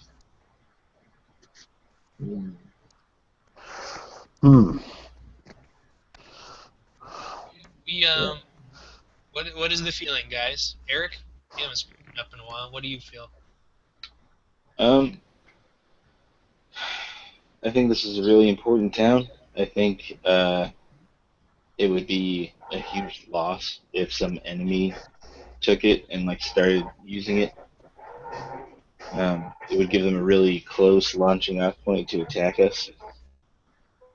Not to mention that it would mean that we were just like, losing more ground, I guess. But I mean, it does sound like we currently have no way to actually hold it. So, yeah. Maybe for now we just leave it abandoned. And make it a top priority to, like, repopulate it. Okay. Will, how about you? I kind of feel exactly the same way Eric does, that I feel like it's a really important place. I just don't know that we have the people to hold both this and Fawcett. Right. And what I think our best bet would be is to bring everybody back and then to try to expand our numbers somehow, maybe even through one of the portals, and then send a force back into the city and hold it with just the military force for a while until we can be sure that we're okay. Ian, what do you think? I like the sound of that. I was scheming in my head of ways we could just like completely debilitate the city and like plug up the spring or something and just like abandon it and ransack it. Like mostly because Eric was talking about how it would be like a threat to us to leave it. And I was like, okay, well, the solution to that would be like abandon it, but abandon it in a way that like no one can use it. Which that's true. If we were going to just abandon it, we would need to burn it. Like that would be the only way. Yeah, and I mean, but I think if there is some way we can enact this plan, like you guys are saying, of like holding it, but waiting with it, I don't know, it'd be cool. We could have like a small if we did get like horses and stuff, I don't know. I guess it would take resources, but we could have like a small group of men live here who like literally are just an outpost that as soon as they see something, they just run back to us and tell us like shit's going down or something. Well, that's what I was thinking. Maybe we could use this as because we need to be looking at like, caravans and stuff like that. If we use this as a forward outpost, then perhaps we can station enough people here that they can like strike out at caravans and try to do stuff like that.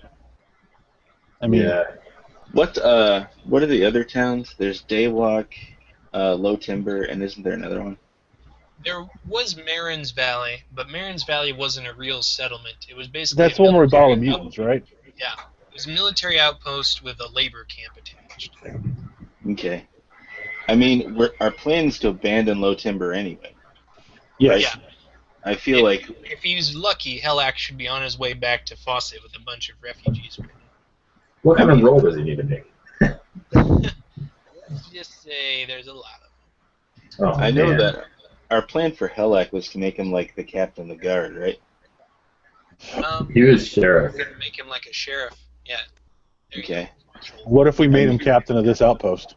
That's what I'm thinking. We could just move the population to Low Timber here, abandon Low Timber, which once we can grow that wood at Fawcett anyway, then it's not going to make any difference. Or even grow it here. I mean, they can sustain plant life. It's Well, true. we already are abandoning Low Timber. That's what. That's Yeah. my point. Okay. I'm saying we move that population here instead of to Fawcett. I feel like Well, at that point, I'm wondering who is benefiting from Fawcett, because it'll be almost entirely halflings at that point. yeah, like I think we should keep the Low Timber wood by Fawcett. Like, why would we not keep a valuable resource as close as possible to the best place to protect it? Like, I mean, it doesn't make any difference where the wood goes. I'm just talking about the population mainly. okay. Yeah, we might be able to regroup and like be like, okay, well, we got like a lot of people from Low Timber, and like we have more people now. Let's do this. I guess also with what Nick's saying about like women and children being like hardy, like, well, we've got weapons and stuff. Like, we can provide weapons to a town like this, and I think that would go a long way. Like Amazon population of women with like awesome longbows and arrows. Like, Mm-hmm. I don't know, we could make it so they can protect themselves, and like. I think what we need to do is regroup and see what we have, and then we can then we can make these decisions. We don't know exactly what we have yet. That's true. And so everything we're saying is dependent on if we have the right number of people, if we have enough of this, and I think we need to regroup and see what we have. And nobody's asked the question, what the hell are these things in the pen? Yeah, what's with next the alien to over the- there? Yeah. Sibel used to have a ranger. He was the guy you mercilessly executed several sessions ago. You got to He, be more specific. Hey, you guys are saying I've got bloodlust. Remember, I was the one that was like, this guy seems alright. We shouldn't kill him. Anyway, That's true. continue. That's true. He basically, his long-term job was to roam the desert and trap and catch mutants, which he brought back for Sibel. She, being a sphinx, was not affected by their vile, condition and could eat them at her leisure. And that's yeah. So she basically, he would go out and catch mutated animals and things, bring them back, and when she got hungry enough, she would eat them. Ugh, this chick deserved to die. That's disgusting. Well, let's take them back and we can heal them. Yeah, well, hopefully we won't have another bug person I don't care in this the time. Asco. Lost patience, personal choice. Yeah. But you can tell these were originally animals mutated. They're not humanoid at all. That's still helpful. Like, if it's a horse or a camel or something. Or Possibly. a sweet-ass tiger to go with my baby tiger. It's like a straight-up ogre. It's like, oh, I really God. forgot about that. Will, I'm pretty good about keeping like the moving parts of this campaign in place, but your tiger is like invisible to me. I can't remember your tiger yet or whatever. Well, right now, as far as I'm concerned, it's not like it's still in its infancy. So, that's why I haven't mentioned it. I haven't brought it out because I figure it's being taken care of back in the city, and You hope. Okay. No, I know. If I forgot it, Astrid has long forgot it. Well, So I that's think- fine. I gave it to some hobbits to take care of. I think this is the plan we should present to them. Like basically, like we want to be able to sustain. We wanted to be able to sustain the city, but because like of the conditions, we just can't. Like we can't afford to split our troops this deep and protect both populations. And then also tell them, like, you heard, like, a lot of the soldiers that have come from this town told you a little bit about it, and there's a lot more, like, it's really a great place to live. Well, the town's already been raided once. We can protect them at Fawcett. We can't protect them here. Not right now. Yeah. And, like, coming with us is definitely optional. But, but obviously, the state of things, it's kind of not an option because. If you want to say you can, but I can't promise you protection. Yeah. Well, and we can say any troops that want to stay with their families can too. But do you want to say that, guys? That's fine. Like, yeah, but we won't receive support from Fawcett, unfortunately. And you're all welcome in Fawcett as citizens, as equals to any other citizen. Okay. Well, they certainly don't want to stay without protection. The soldiers who have family here don't want to leave them either, and they don't want to stay and be the only people who stay. So pretty much after it's had time to be discussed, they all want to come back to Fawcett. Cool. Is Dusty here? Well, make a sense motive. I knew it. He's gone. A sense motive? Mm-hmm. Should we all make this? Yes, you should. It's kind of strange. Not AJ, but everybody else. Oh, I think I hit sleight of hand. Yeah, sorry. Sense motive. Oh God. All right. There's no sign of him. That's suspicious. Did the cat people take anybody? No, you watched them leave very carefully. They did not take any hostage or prisoner or anything. Does anyone know anything about Dusty's whereabouts? Like, we really want to have him join us to use. We want to help him for the greater good. They don't. We want to be very nice to him. We want to bake him cakes. Give him his own suite with 72 virgins. You're gonna blow him up. No one has any information for you. When was the last time he came through here? I see these crops. One man offers up that they haven't seen Dusty in over a week. So he left last week? What town was he heading to? He says, "Oh, Sibel wouldn't let us know." You know what Dusty looks like? He says, "I think so. Usually travels with a large group of soldiers." Like his Do the- face, though? Do the soldiers know they lost? Wait, what? Do you know what his face looks like? He says, "Not to talk to him. Never had any business with the man." Who here was a soldier that defended Dusty? Anybody? That's a good question. Let me roll percentiles and see if there's one in your ranks. Shit is a cover-up, yo. Just scream, "Where is Dusty, you ugly fucks?" Wasn't his name Dusty Shackleford or something just completely That ridiculous? sounds such like that's a 70s porn name. Like that guy, I'm pretty sure that was a character in Boogie Nights. That might be the case. One weathered soldier among your group who says, I had to escort that sour bastard. Oh. I was What with makes- him for almost half a year. You know what he looks like? Oh, all too well. What's sour about that bastard? Always whining, always complaining. Had it easier than anyone in the damn state. Do you see? I think they killed him. Do you see him here among these people? Alright. They look very carefully through the crowd, and eventually they drag a man up, and he says, "This is him. This is your Dusty," and he throws him at your feet. Hey, watch it. The man is kind of ragged, and he certainly lives up to his name. He looks just weary, over-traveled. His feet are, black from road dust. He is just, you're used to seeing weathered people. I mean, the desert does a number on your complexion, but this guy is like made of leather. He looks like he was left out to cure. And he looks at you with watery eyes, and he says, "I'm him." I'm gonna say sorry about that.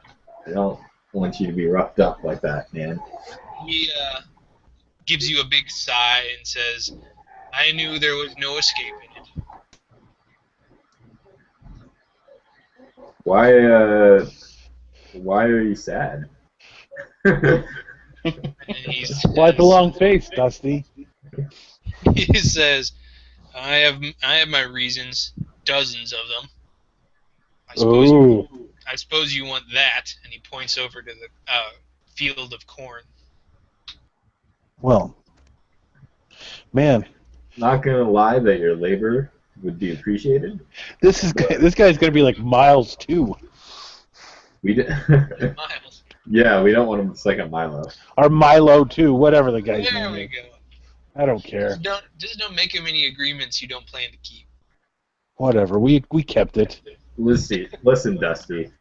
I have a hunch that a lot of your sadness comes from the way the Sphinx treated you, and we know all about that. Like, we're enemies of the Sphinx. And we killed him. We slayed her. Like, we ended her life, and it was in defense of. It was in honor of values that are different than hers. Perks up a bit at that, and he says, "Truly, she's gone?" Yes, and we are, Ha! Serves the old bitch right. What did she do to you? He lifts up one of his feet, and you can see how worn and blackened it is, and he says, "This is what she did to me. Kept me moving for years and years. Never had a family, never kept a friend, never allowed to speak to anybody, just singing to these fucking plants day in and day out." Why were you not allowed to speak or have a horse or any, basic humanity? She didn't have a horse to spare, let alone one for all the men who had to protect me. And she wouldn't let me speak to anyone because she was afraid of someone harming her pet.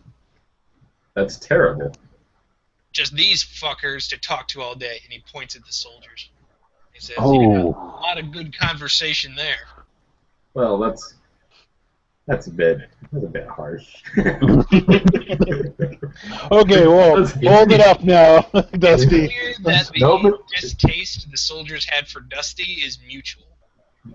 Listen, we gotta all get along if we're gonna make this whole socialism thing work. As demonstrated by Eric's socialist dog. Socialist dog. Communist Oh, dog. yeah, gotcha. Commie dog. Okay. Okay. No. They're talking about AJ. I was like, he's fairly capitalist. That's what I thought too. I was like, what? Because he teleports? Well, Dusty, Teleportation is a pretty common ideology of socialism. Yeah. do you actually hate to sing, Dusty? The singing itself. He says, it's more the travel, but yeah, it's not particularly pleasant. Well, I'm sure you heard that our plan was to consolidate the city into our city. And at the moment, we don't really have any other settlements. We're currently disposing of low timber. And Marin's Valley has been essentially abandoned. So, Wouldn't have to travel. We're willing. He seems fairly pleased at that. 2 less stops on his route.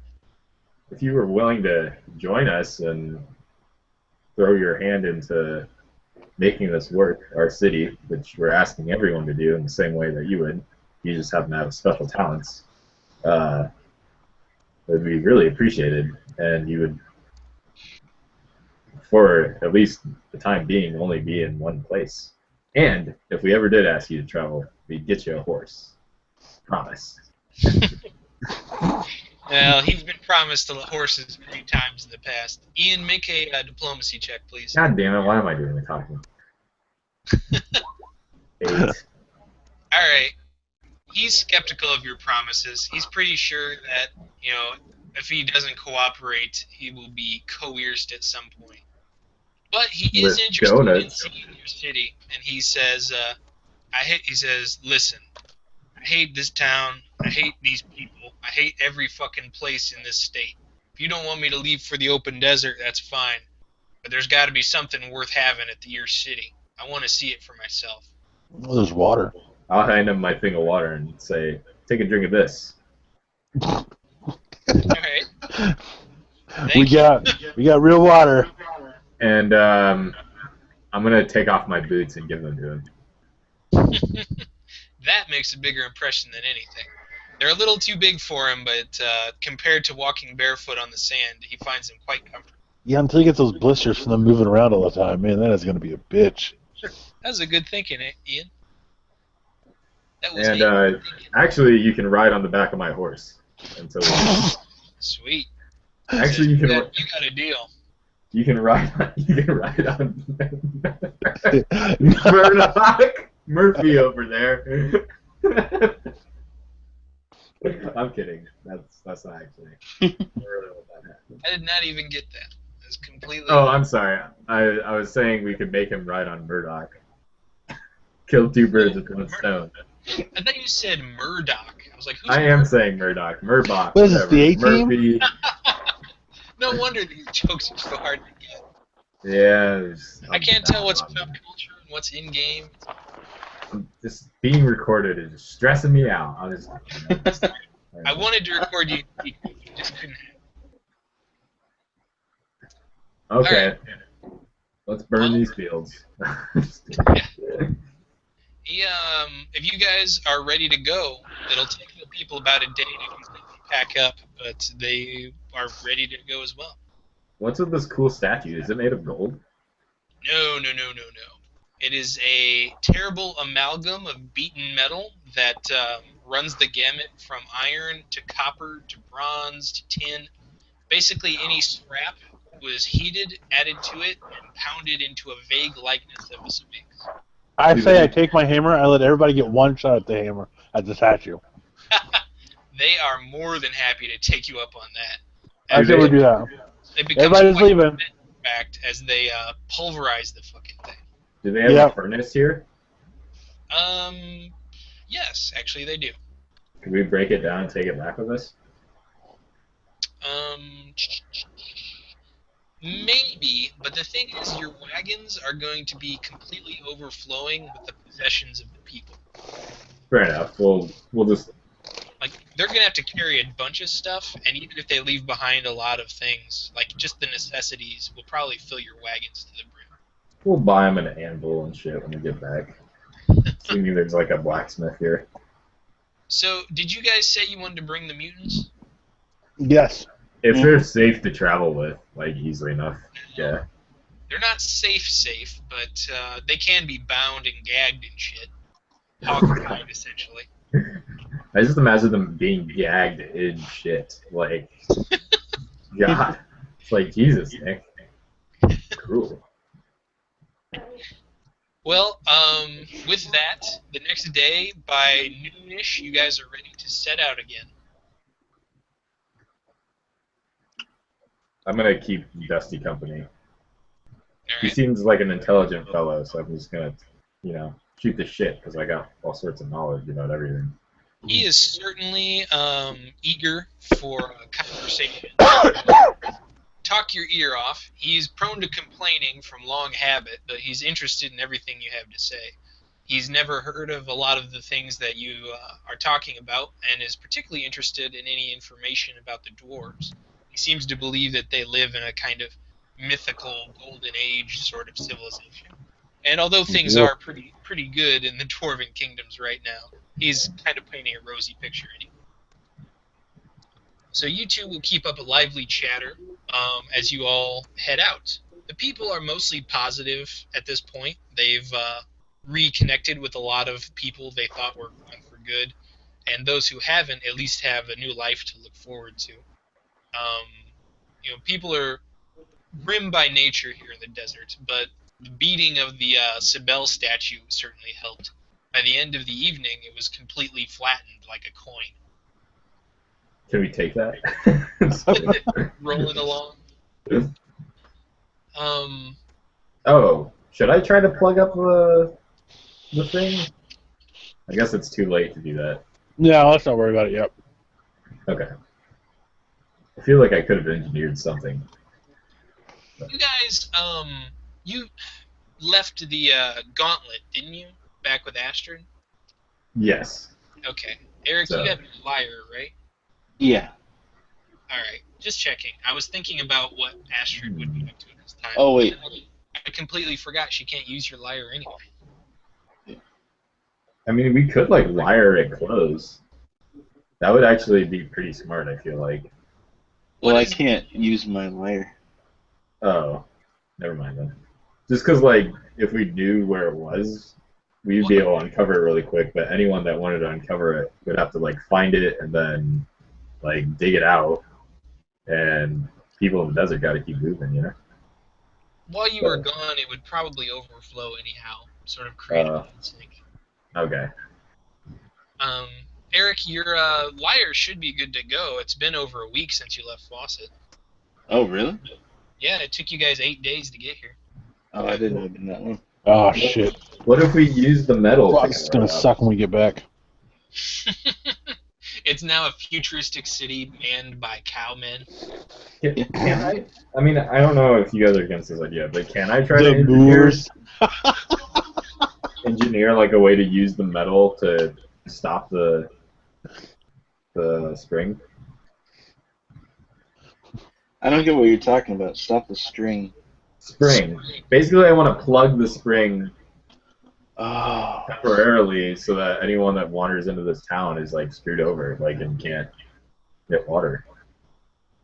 Then we can come back and unplug it ourselves when we want to repopulate. Sure, that sounds good to me.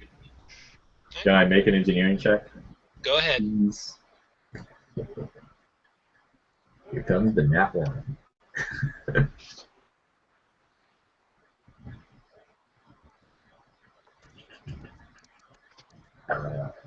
Sorry, I was not even ready. Damn it. Anytime. It's scrolling too much. Okay, here we go. 20. There you go. Yeah, you think you can divert the water down at several feet so that it just sort of pools in the ground. You think in a month or two it'll probably create a sinkhole, but it won't flow to the surface for a long time. Hey, a couple months is good, right? Let's do it. And you guys can easily remember where it is. It's right outside the governess's mansion. It'll at least keep from like an army of mutants living here for a while, you know. That's true. Mm-hmm. So, taking as much food and provisions as they can, and grabbing all this corn as best they can, people are ready to set out, guarded by the soldiers who walk along the edges, to prevent opportunistic mutants from attacking. The women and children and old men are ready to leave for a new life in Fawcett, at least a temporary one. They set out in relatively high spirits, and you guys leave Silverheath to be abandoned for the time being. Ian, go ahead and make a survival check, please. Why did I close my character sheet? Hey, hey. Oh, God. All right, here we go. 15? Okay, very good. You keep everyone on a pretty good course. Murbach can confirm for you after a day or two that you are headed basically directly to Daywalk. He can see it in the far distance. However, he tells you that he sees a sandstorm is brewing, and that if you guys reach Daywalk first, you should probably hunker down there for some time. At least until it passes. I think we should try to do that. Sounds good to me. On the third day of walking, things are pretty much, pretty boring, I guess you'd say. People are moving quickly to get to Daywalk before the sandstorm arrives. It's still forming in the distance.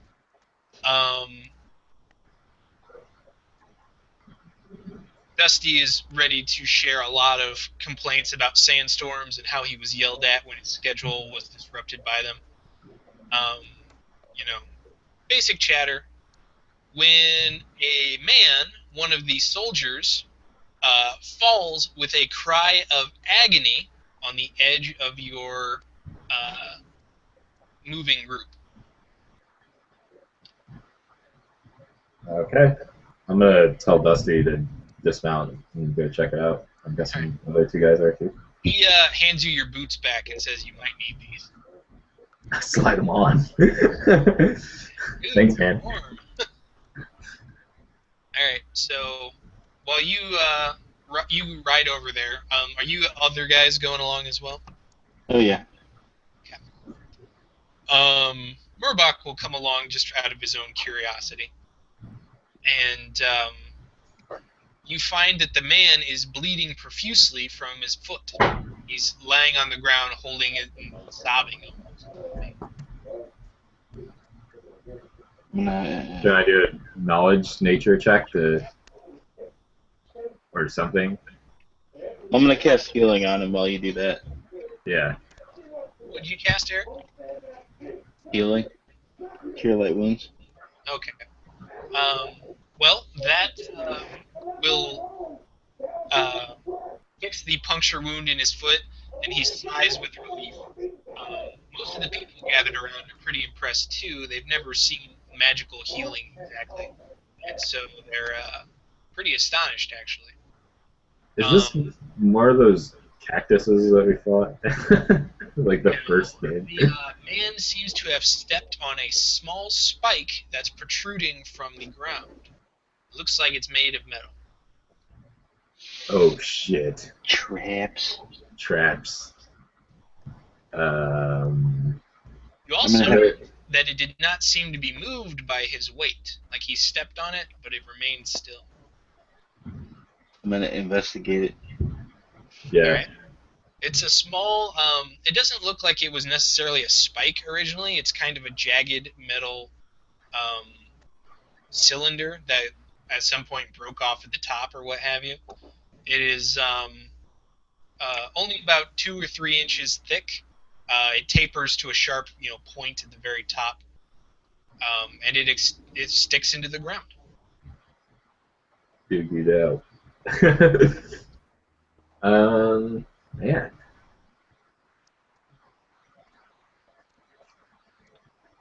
Geez, I feel like knowledge dungeoneering is what I need for this one, but I don't have that.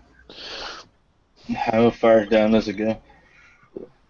Well, it only sticks a few inches out of the sand. That's how he didn't see it when he walked up on it.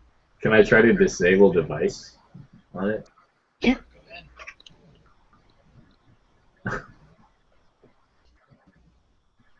Did you say something, Nick? Yeah, I said go ahead. Oh, really? Okay. 13. Alright, you are not able to identify any device at work here. However, you do find that the thing is very firmly planted. No matter what you do to it, it doesn't seem to move. Shall we I'm going to wire it have AJ out? sniff at it and see if you can get like some sort of scent off it. Well, other than the blood of that man's foot, it doesn't seem to have any particular scent. He looks at you with kind of a confused look. I'm going to tell the people to hold their positions. There may be traps. Alright, everyone starts looking around very nervously. Dusty will begin proclaiming the end of days. I knew it! I knew it! Knew we'd never make it to Fawcett. Well, what if Nick was just like, I wonder what would happen if they came across a glass bottle in the sand? Yeah. Like, literally, that's the only thing that's happening right now. It's like just playing off of her paranoia. Classic cautious adventurers. Should we tell, well, what do you think, Murphy? He looks at it and gets close and sniffs at it, and he says, "This isn't desert iron. This is steel." I think we should use the ladder to dig down a little, see what we can find underneath it. Could these be ruins? He paws at it with his foot, and even with his mighty strength, Murbach cannot move it. It begins to bend a little bit, and he's like, "I think I might break it before I get it to move." Well, I'll, yeah, like Will said, I'll use the wire to try to dig down. Okay. Moving people aside, you begin to dig a pit around it. Shovelfuls of dirt, and moved by invisible hands, begin to fly up and away from it. And in a few moments, you find that the spike actually goes several feet down, where it widens a little bit, and then it eventually meets the top of a cone-shaped surface. Holy shit, what if it was someone's just, like, air pipe to, like, breathe? Well, it's not a pipe. You can see it's solid. Oh, I thought you said that it was, like, hollow, like it was a cylinder. No. It's shaped like a cylinder. Sorry. Oh, okay. Cylinders aren't necessarily hollow. Come on, Ian. I mean, I don't know, that was just my imagination. I can't make up for your weird education. I'm just saying words. Does this look like anything I've ever seen? Not really. You can make a I don't even know, knowledge engineering, maybe knowledge kind of architecture, something. Knowledge engineering engineering?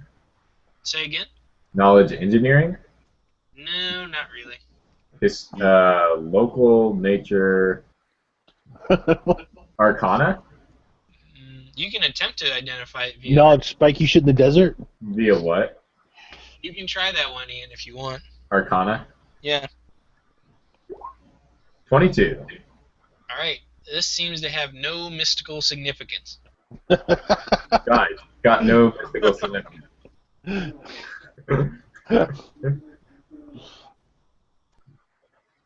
Alright, should we go deeper down? Sure. Should we have the group continue on the day walk? Just us? Doing this? Well, we're not going to have every villager crawl down into this thing. Oh, you think it's going to be a straight-up dungeon? Well, I don't know what it's going to be, but I mean, if there is a sandstorm coming on, we should probably have them continue on so they can get the day walk before the sandstorm gets there. That's true. What if they get attacked, though? Well, they have a lot of soldiers. We have a lot of Okay. soldiers. Yeah, alright. Continue on. I apologize to Dusty. Alright, Actually, well, I'm going to give him my horse. Because I don't really need it for this, I don't think. I can ride on the back of your... Can I ride on the back of your goat or whatever? he begins to blubber and guess. says, like, "You have always been a good friend." I just said, no problem, partner. And then I spin my gun. He's like a cool badass. Alright, well, he's very pleased at that. The people are a little nervous, but they understand, the necessity. Watching their feet very carefully, they will begin to move on. Bach wants to know what you want him to do. Stay with us. There's adventure at our foot. Alright? He plops right down on the sand and watches you guys work.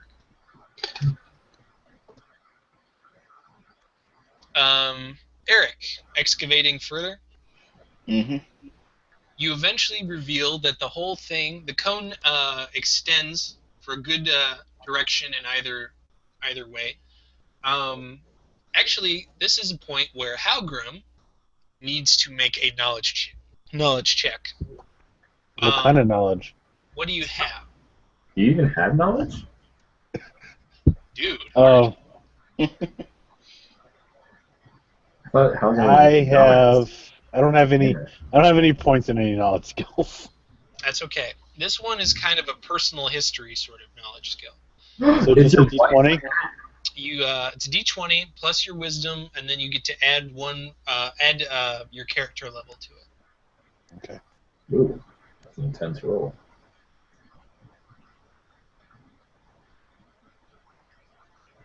So it'd be a 17. Okay. It takes a while to understand what exactly you're looking at. It has a weird sort of roughened surface of overlapping scale. Nick, can I interrupt you for 1 second? If you must. Just saying, now would be the perfect time to do a Bureau 13 crossover. This could totally be aliens. Alright, you may continue. Alright, a Jamaican dude with 2 swords pops out, and he says... Haitian! It was Haitian! Well, I don't want to be a direct ripoff. This is a unique new character. Oh, okay. Alright. His name is Fabio Jean Blanc, and it takes you a while to understand what you're looking at. But as the excavation continues, you realize that this is a sort of roof you would find on nicer human buildings long ago before the collapse. Oh my gosh, I think we've uncovered an old city. These are shingles An old house. that are not produced anymore. Oh my god. So I will relay the fact that I think we're looking at an old house, like a pre-collapse house here. What if this is a human city? Like, what if our like destiny is to uncover all the old cities? That'd take Holy a lot shit. of liar playing. This is true. But maybe Sunwarrior can give us more scales. It's possible. He's got to grow some of them back by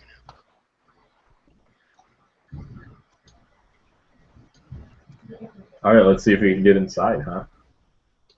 I think we should do that. While you do not see any obvious points of ingress, you do know that the roof, essentially, what you're looking at, is weakened in some points. Yeah, we could probably bust through it. There you go. Body slam! No, I'll just look for a weak spot and use my hammer. Very good. Tip-tapping around your dwarven senses, find a weakened area, and you can smash it in with a single blow of your hammer. It staves right in.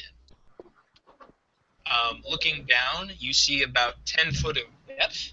A good amount of sand flows in as well, so there's a small pile down there. And you do not have great light, but you definitely don't see anything moving necessarily. You're welcome to make a perception check to be more sure. I'm going to go ahead and make a perception check. Damn. Nice. Perception checks, you said? Yes, sir. Oh, yeah. Oh, even better. Even nicer. Got a nat 20, a 27. Not bad. And Ian's got sand in his eyes. Ian's got a 10. That's not sand in your eyes. It's just identity. Guys, could you just let him know when you get an awesome roll if it's a nat 20? So you, between the two of you, you get a pretty good idea of what you're looking at. There's several large, lumpy-looking objects in there that it takes you a moment to realize are bits and pieces of basically things covered with canvas. Eventually you realize that you're kind of peeking into someone's attic. There are crates here. There are things clearly intended for long-term storage. What you do not see is any form of life or movement. Let's go in.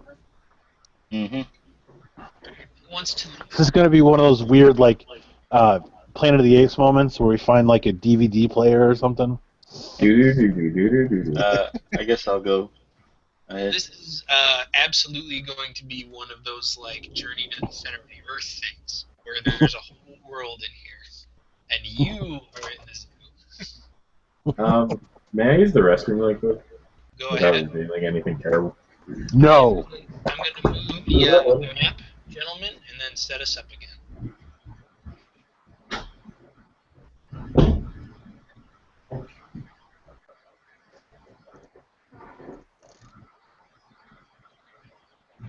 Okay. Can you guys, you two, see anything here? I should be in shadows. I can't see anything. Or no, I see something. If you see where I am pinging, that is where you should be looking. Okay, yeah, I can see that. Okay, perfect. That is the pile of sand onto which you guys are descending. Murbach is up there, and he wants to know what you want him to do, and you want him to wait here with a rope and some water, or do you want him to... Main thing is you guys have horses and a goat that you're leaving behind, or a horse and a goat.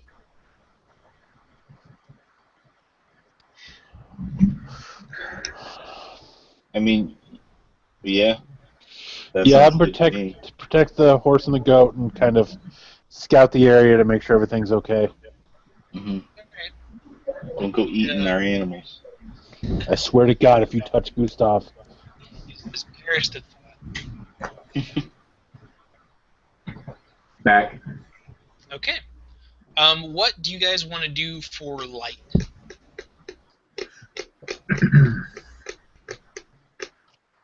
Do we have any like tinder or anything like that? Or I mean, well, I would assume I have you guys dark have the vision. makings for torches, but if do you have any better solution, like a light spell or anything like that, a lantern? I have night vision. Oh, there's that. So does AJ. I don't have any spell or anything though.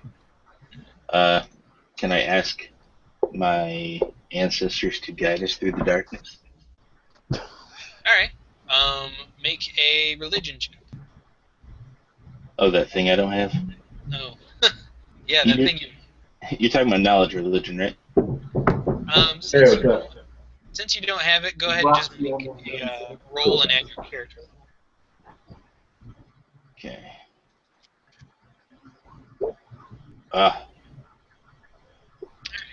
Your ancestors do not respond. Damn ancestors. Yeah. Thinking idiots. Damn it, Grandpa. Yeah, let's just make torches or something. Okay. Well, enough light is coming in here, at least, that you can get a good look. Ta-da! Oh, they got wine. Oh, yeah. It's over, guys. I'm living here. By zombies or something. I don't care. There's wine. Everyone, try and move your characters and see if you are able to. You should be able to. Notice that this is all the way up in the top left corner, meaning that there's other map to be seen. Well, if it was just this, that'd be pretty bad. Especially because there's a trap door there. I want to see. And it looks like there's blood on the floor. I can't get over there. Oh, there we go. Okay. Everett, can you move? Why is there blood right Yeah, I can. Okay. Oh, is that supposed to be the light? That's that does look like blood. I meant that to be the pile of sand. Oh, that makes sense. Yeah, it's not a great picture of sand. Shit, we need these barrels. Here's the barrel. I just want to see if there's alcohol in them. There is liquid in those bottles. Oh, man. I'm going to pop one open. You recoil, and you realize that this wine has long ago become vinegar. Damn it. We need vinegar. Yeah, that's actually pretty cool. Not so much for drinking. What the hell is that? Oh, the fire alarm's gone off because they're cooking downstairs. I think they just got it. Alright, you see crates, barrels, crate and barrels. You see, Oh, I love that store. You can see some old wooden furniture that is extremely aged and decrepit. Aaron, near you, you see two large statues, one of which is covered by a sheet. There are a few paintings on the walls, though they are badly faded, even from the darkness they have deteriorated. There are tarps here covering more elaborate and pricey furniture. This is a good point to note that Aaron, Everett, you guys have never seen the like of most of this stuff in human lands. Everett, you're used to the more Spartan stone construction that is prevalent in dwarven society. And Aaron, you come from a place where this stuff was never known, essentially.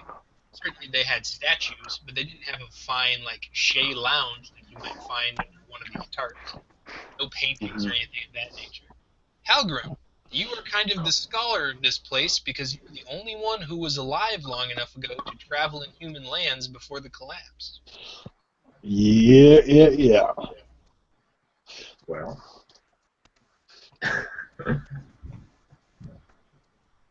So I would like each of you to tell me what exactly you'd like to investigate. Just we're not in combat. There's no initiative. Just give me an idea of what you want to do. I want to see what's under this tarp. All right. You remove it, and you see that it is a statue of a woman with clearly divine, angelic influences in the design. You note that you're not quite sure if these are human or not. They look human, but the proportions seem odd to you. They're taller than humans. They're lankier, less stocky. Until Halgrim tells you that before the collapse, when all the food went away, humans used to be taller. They did. Is there like any sort of inscription on this statue? One of them, the larger one on the left, does have a statue, an inscription. However, it is in a script you do not recognize. Halgrim, you want to take a crack at it? I would love to. All right. This is a human common variant that was prevalent during the age, before. However, you have not seen it in 300 years or more. If you want to take a crack at translating it, because, it is common, but it's a dialect, and you've never really read this script. Or at Would least that be an intelligence check? Linguistics, my friend. Linguistics. Do you have linguistics, Ian? I do. I have 4. Then you are also entitled to a roll. Wait, is that a skill where you have to have a point in it to use it? I don't think so, right? No. Yeah, isn't it? It's a learning skill. Well, let me look it up. Pathfinder linguistics. Yeah, it's trained only, so you have to have at least 1 point in it. I don't have it then. Dipping away. Do I get to try it though, since I have yes, I have at least some experience? You have an intelligence check to make, please. Okay. Do I add my level?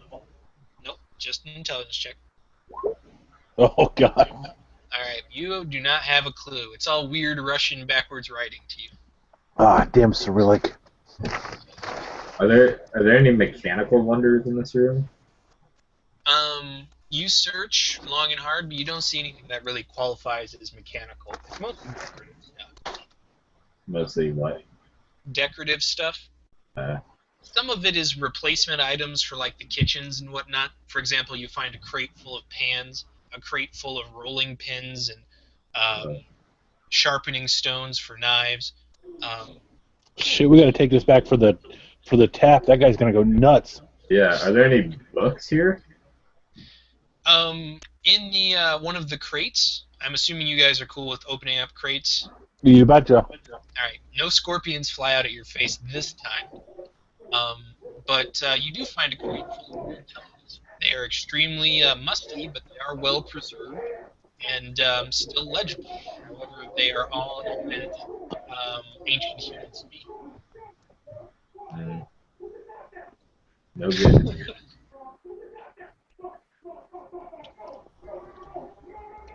Well, I would assume I could do some studying and figure it out. At least get closer to figuring it out. Well, that will take time. Yeah. You need good conditions and time to sit down and read. Yeah, but I mean, they still have value even though they're in. Oh, absolutely. There could be quite a bit of useful information here, or maybe just interesting historical stuff. All things you can't read anymore. So if you want to board up that crate again and leave it here, you can certainly take it with you. I'm gonna inspect the blood. All right. This is an ancient stain. It's probably a little browner than it appears there on your screen. It's not fresh at all. It does look like a blood splatter, however. Dang. What are these? Those are chests. When you open them, you find they are full of ladies' clothing. Fancy. Oh, ooh la la. I'm gonna put it on immediately. Fashion show. Are there any boots or anything, or shoes? For women, yes, there are, but it's all female clothing for humans.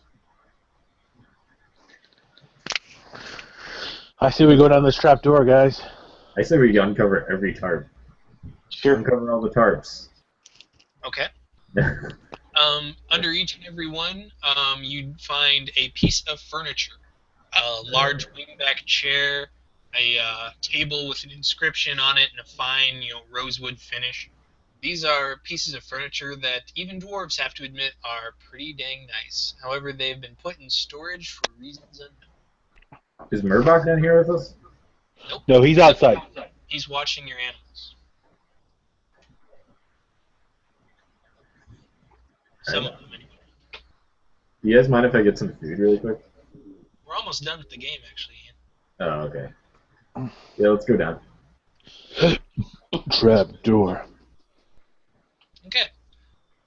The trapdoor opens, and you find it leads to a small stairwell that moves in a spiral down into the darkness. What is your marching order, please? Mm-mm. I'll go first. I'll go first. Oh. I vote for Halgrim first. I'll go second. Ian, you shouldn't go first. You're the guy with the ranged weapon. I know, that's why I said I vote for Halgrim first. Oh, I think you said I'll go first. Okay, I'll go first. Yeah, Okay. you will go first. You go down a twisting spiral, single story, it seems like. When? Can I do a perception check for anything unusual up front? Go for it.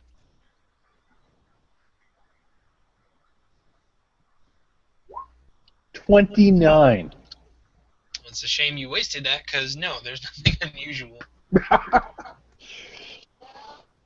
It's a perfectly normal staircase in all aspects. Pretty much. Damn it, he's toying with us, guys. He is toying with us. It's simple human construction.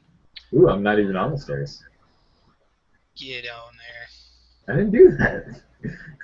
I know. I'm trying to move you as a group. Alright.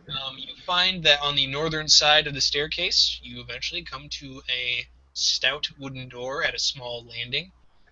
It is well decorated with an abstract design that seems to imply something of importance is behind it. Oh shit. I This will is a note, weird- Halgrim, that as soon as you guys descended even a little bit, you've noticed two things. First, this is clearly, whatever structure you're in is slanted, at least a little bit, beneath the sand. It is was not a direct, straight up and down, preservation. At some point it shifted or slid or collapsed or what have you, and you are kind of standing on a slight angle where the east end is elevated just a bit. The other thing you notice is that it is getting very cold. Some of those architecture seems strange. Like a building where the attic stairway has its own room. I'm suspicious.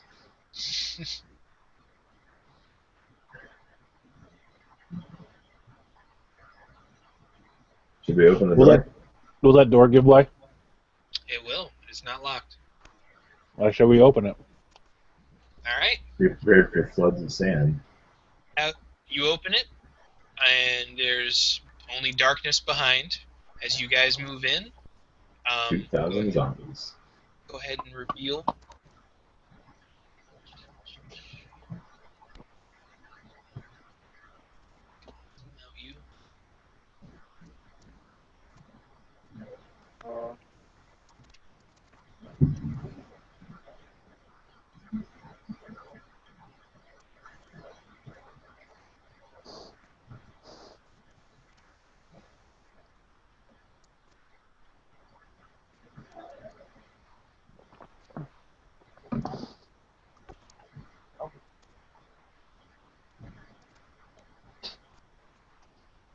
Ta-da! Ooh. Golems? Move in and explore at your leisure. What is that? Oh, that's right. Eric's saying things. Mm-hmm. Okay. Go ahead and move your guys around. What is this stuff on the table? I'm gonna That get is one a to powdery stain that seems ancient and mysterious. and mysterious. Can I make an alchemy check to see? Yes, you may. I don't even know if I think I have one. Yeah, I do. I have craft alchemy. Let's see here. Ooh, am I gonna find some more slimy bottles? That Not on your list.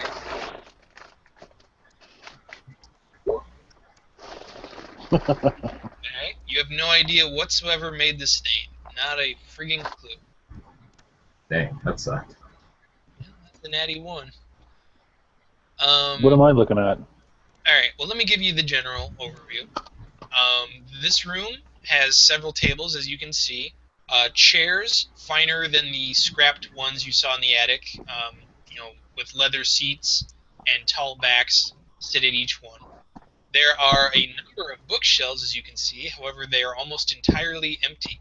Only a few tomes sit on each one. Each table is stained, scratched, cut, dented. Basically, they are clearly work tables. They've been used and used and used.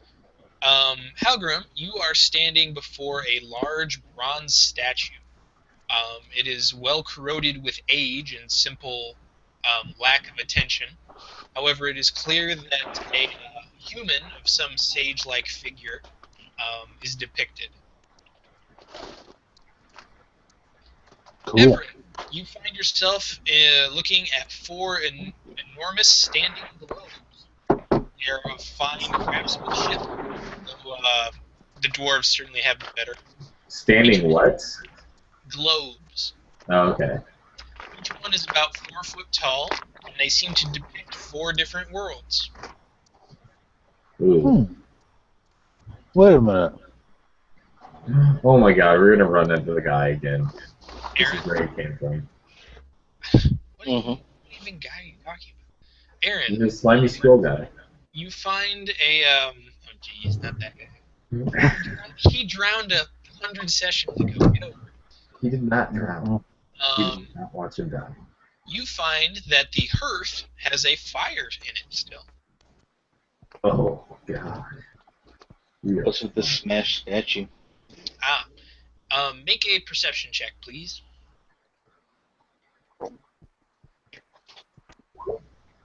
Alright, you're not sure what figure was depicted here exactly, but it's clear that someone did not like it. This kind of destruction is really only intentional. If it had simply fallen over, it would probably have shattered into a few larger pieces, but very little remains intact. Someone must have attacked this thing with an intent to destroy. There is a smaller statue over here of a raven on a pedestal that is not harmed in the least. It's clear that whoever decided this statue must be destroyed didn't feel the same about that one. There is a table here, Halgrim has moved near it, where it looks like dishes were simply abandoned after a meal. They are fine china plates that even the dwarves would envy. They are clearly are crafted by an artisan. Is there still food in them? Only like old stains and things. No actual substance. What's in the trunk? Are the plates warm at all? No, they are cold. The trunks are simply open chests. They are constructed of iron and steel. Ooh, that'd be nice to have. Yeah, they are very sturdy and well made. Here, you can see that there is a closed window. Oh god. I'm so terrified of opening that. The blinds are in front of it? Like, yeah, the curtains in front of it that we can't see out of it? Yes and yes. I want to throw open those curtains. Alright. Behind a wooden shutter, you look out and see nothing but compacted sand. Oh, there goes. I'm gonna take a look at the statue. Can I do a perception check? Yeah, go ahead. I want to perceive that statue right there. Even worse. You do not even realize that this was once a humanoid. You think Okay. someone did an art installation of a bunch of pebbles. I'm having the worst rolls today. Didn't one of you have some arcane thing? Some arcane knowledge, skill, or something? Oh, sorry guys, I didn't quite reveal enough. Halgrim, near you, see a door in the wall. Oh. Oh, Okay, well, actually, before anybody does that, Yeah, sorry, that was kind of important, but I didn't realize I hadn't revealed enough. yeah, I think we would all be freaking out about the fire that's still running. hey, somebody check that for magic. Yeah, I'm gonna do that. How would you do that? Knowledge arcane, We'll go for it. and then also knowledge engineering in case it's like some kind of mechanical wonder. Infinite fire. 13 arcana. Does that tell me anything? Hang on. There's a fire.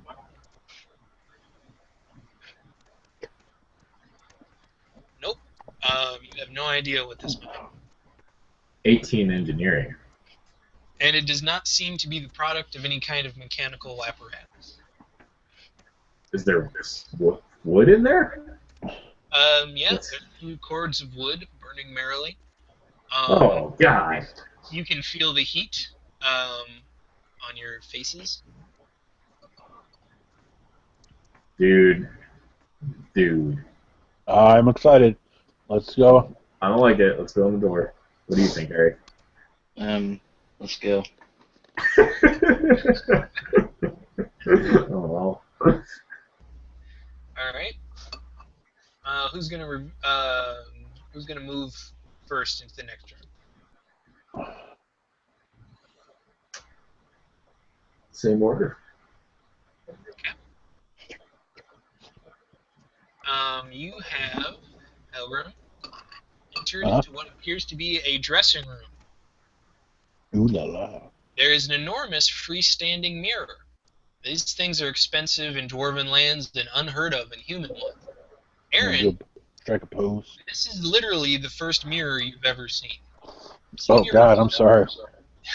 You've seen your reflection many times in water or in polished metal, reflected in your shield or what have you.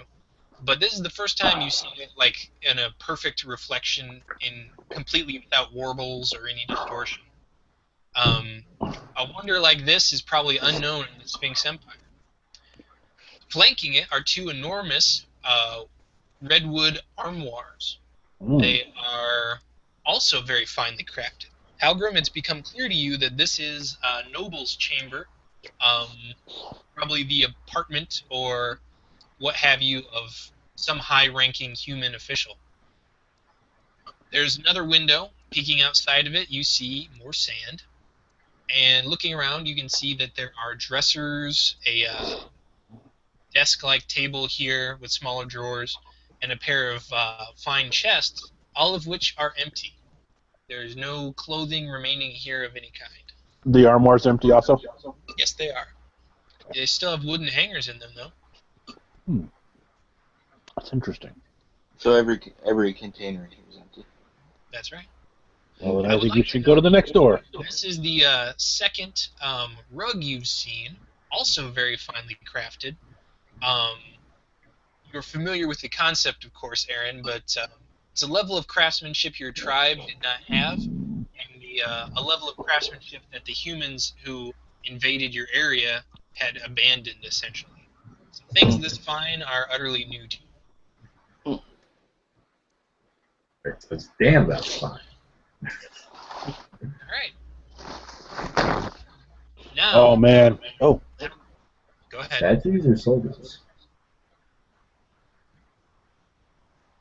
There are two sets of armor, sort of posed, set on either side of the doorway.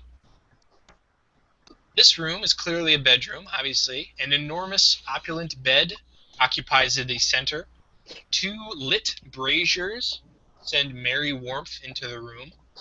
There is a basin full of water here that is still fresh and cool.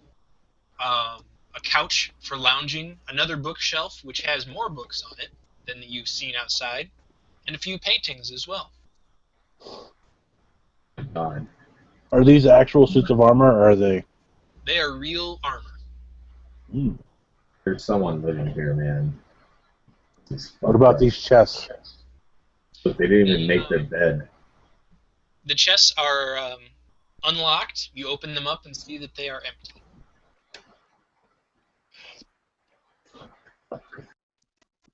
We'll lay in the bed. It is exceptionally comfortable. You can feel every knot in your dwarven back begin to unwind. Oh, Sure, yes. can't stop marveling about the fire. Fire good. No, I just like, how is this still burning? That's a good question. I'm very terrified. These braziers do not have wood in them. They have small coals. As you get closer, you note that there is no smoke whatsoever. Coal is not particularly, or charcoal essentially is not particularly smoky compared to wood, but it should be letting off some smoke, and it is not. Can I do a magic check on it again? Arcana? You can go ahead. Oh, thanks. Thought for sure you'd be like, no way, you already did that once. Just don't ask for a black magic check. Oh yeah, oops. There you go. You are beginning to suspect there's something magical about the fire in this room and in the other room. However, you have no idea what it might be. AKA, you already know exactly what you already knew, but hey, you got to roll. I told you that. Some of it, yeah. Well, what can I say, man? No, it's fine. Yeah, I'm gonna say there's magic afoot.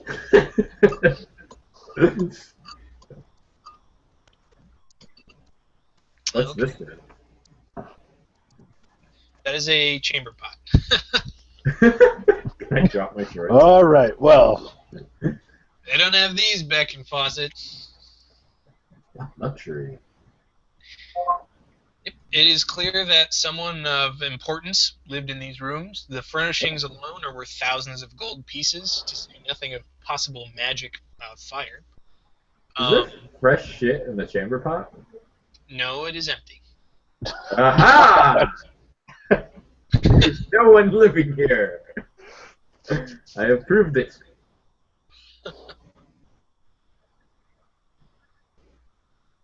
Are there no other doors here? Nope. What about that mirror? The mirror is really suspicious to me. Does this staircase go down any further? Oh yes. Don't know what I said, but yeah, it continues down past this area. Okay. Oh, that's why it's so confusing to me. I was like, why? Oh, sorry. I think. No, I mean, actually, with the design, now that I see more, it makes more sense. I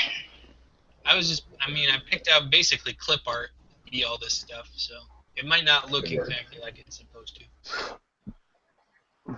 Okay. Well, I say we continue down. What are these? Desks? Oh yeah, those are supposed to be end tables. Oh, okay. Sorry.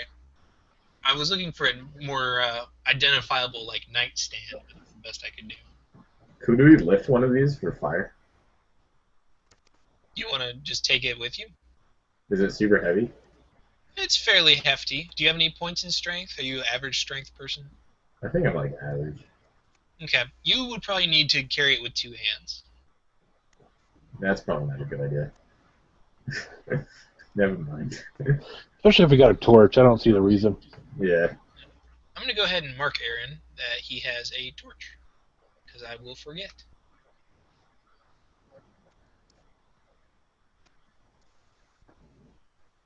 I'm gonna go touch the mirror. AJ is going to teleport into bed next to you, Halgrim, and begin rolling around. Yeah, it's pretty nice. I'm gonna touch the mirror. Alright, you are sucked into a hell dimension. Fuck. Have you ever played D&D before? Who voluntarily touches the mirror? You have not been to the Tomb of Horrors, my friend. You've never played a game with Nick where we don't even open bureaus. 90% certain that he's joking. What? I'm only 90% certain you're joking right now. You're not literally in a hell dimension. But if there was a trap that sends you to one, it would definitely take the form of a mirror. Damn it. Hey, I'm gonna taste the water. Alright? It is clean and cool, but stale tasting. It's clearly stagnant. I'm gonna go spin the globes. They are well maintained and spin freely. I'm gonna check out what books are on these shelves. Alright. What languages do you have? Common.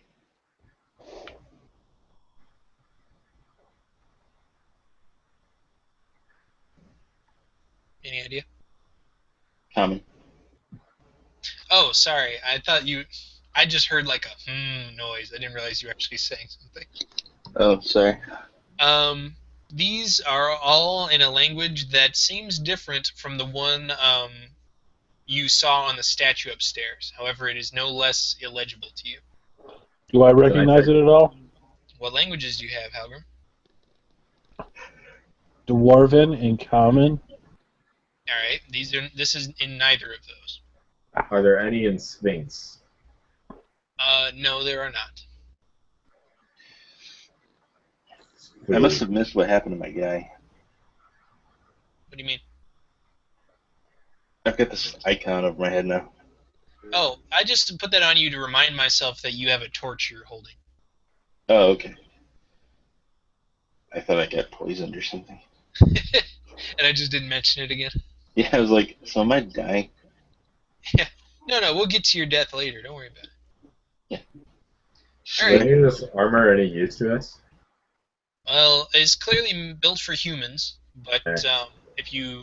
Eric, if you really wanted to, you could put him on. I mean, it's real armor. It's certainly serviceable. I assume it's heavy, though. It is. It is full plate mail.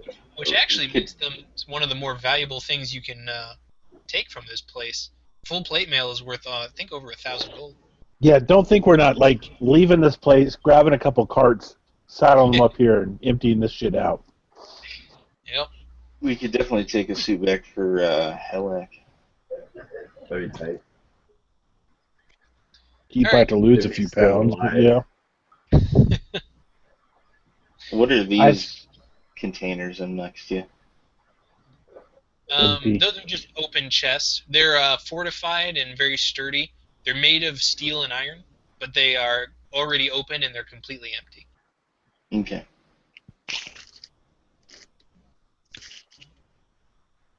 I see we go down another level. Yeah. Yep. Okay. Ta-da! Can you see that to the right there? I gotta zoom out. Mhm. Give me a second. Oh, yeah. That is the next floor. Oval.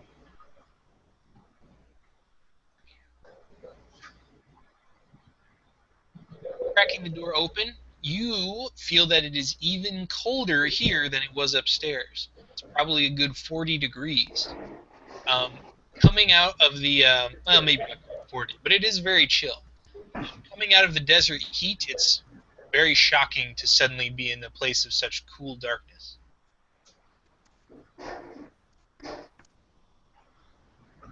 Should put on those ladies' clothes. For warmth. We should put on these dresses, guys, but for warmth. Just for warmth, I swear. And then, to keep our spirits up, we'll talk about how pretty we are and who's the prettiest. And then we'll spend the rest of our lives in front of that mirror. Halgrim braid my hair.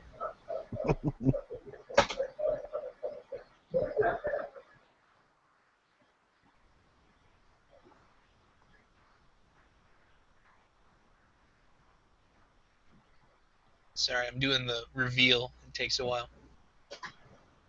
Ta-da! Ooh. Oh, they got checkers. It's Just like yes, sir. this It's like golems and zombies and shit. is like a Cracker Barrel. All right. You are in what appears to be a kitchen of some sort. Oh, I thought this was a DJ turntable. No, that is a stove. Fine iron stove with multiple cooktops. Here, however, is a window that has burst open, and an enormous flow of sand has come in and partially buried 2 large cauldrons. Yeah. You can see that to the right, the same thing has happened down here, where several large wash basins are located. Another window has burst open, and sand has flown in. Is this alcohol? Dun, dun, dun, dun, dun. It was. All the bottles are empty, and a few of them are smashed. Boo. What's this? This? That is a chess set. Ooh. What's this thing?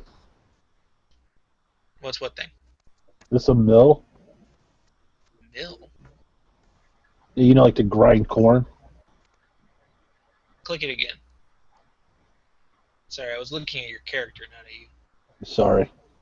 Oh, sorry. Now that is a sink. It has several large spigots from which water might have once flowed. However, it is currently dry. We call them faucets, not spigots. That's true.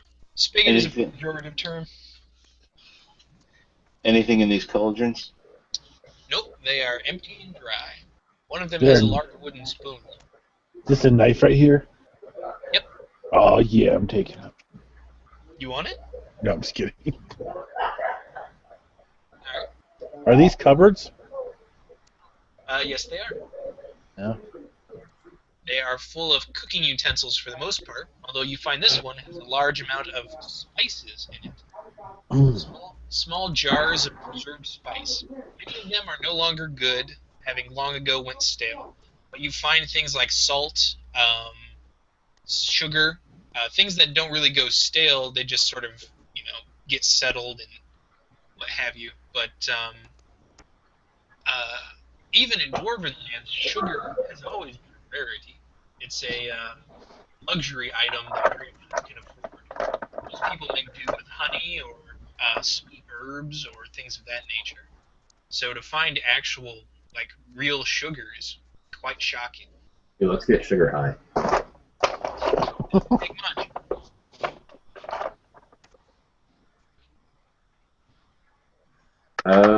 What's through this door? Yeah, about that same question. All right, Another one down here. We got 2 options, guys. that's true. Which one would you guys prefer? This one.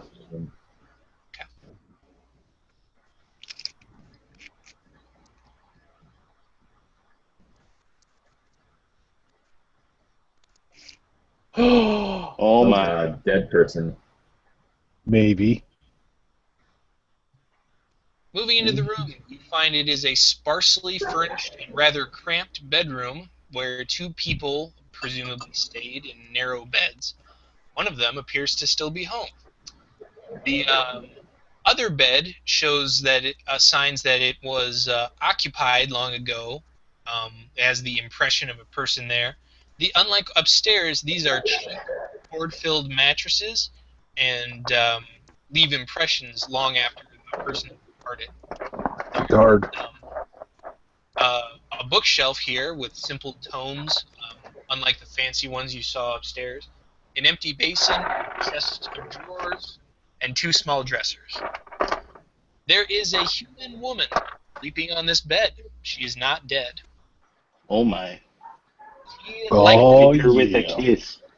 like Please tell me you really did that in the game. No. So good. Eric, like the statue you saw up in the attic, she is oddly proportioned for a human in your experience. Taller, more muscular almost, less stocky. I don't know if that is more or less hideous to you than it sounds, but she clearly comes from a different era of humanity. Excuse me, ma'am. Didn't break into your house or anything, but Should we try to wake her up? I think we should. I agree. maybe you should check the other room first, though. Who knows what's gonna happen? Yeah. Okay. All right. I'm literally not How are here. you going to attempt to wake her exactly? Shake her gently. Who's going to touch her? Oh man. Oh god. I'll do Well, it. I just disvolunteered. Hand on the shoulder, jostle. All right, Eric. As you attempt to place your hand on her, you feel a strange resistance in the air, as if your hand is passing through cobwebs. You find that the cold is much more pronounced, and her flesh is almost icy. You are able to push through it, however, and give her a shake. She does not awaken.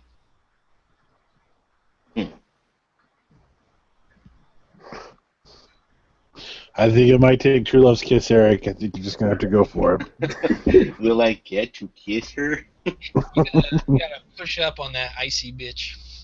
Let me see. I'm gonna say, excuse me, ma'am. Excuse me. Please don't make me shoot into the air. Yeah, I'll try jostling her more. Alright, you give her a very firm shake that would wake up the dead, but she is not roused. So she's obviously not dead. No, you can see her breathing. Well, plus, if that would wake up the dead and she didn't wake up, that ergo she is not dead. That is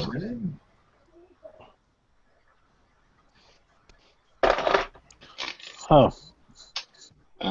I'll ask my Wait, ancestors Eric. for guidance. What? Do you still have that dispel wand? Yeah. Do we really want to dispel her, though? Like, what if... Why not? She needs their spells to survive. Like, what if I kill her? Well, we're not gonna find out unless we Well, do then it. If she We're not will gonna- die whenever she wakes, then she's more dead. I mean, What did you Yeah. say? What kind of life really is that, Ian? That's all I'm Yeah. saying. What kind of life, really? I don't know. Maybe she's immortal and she casts an immortality spell on herself.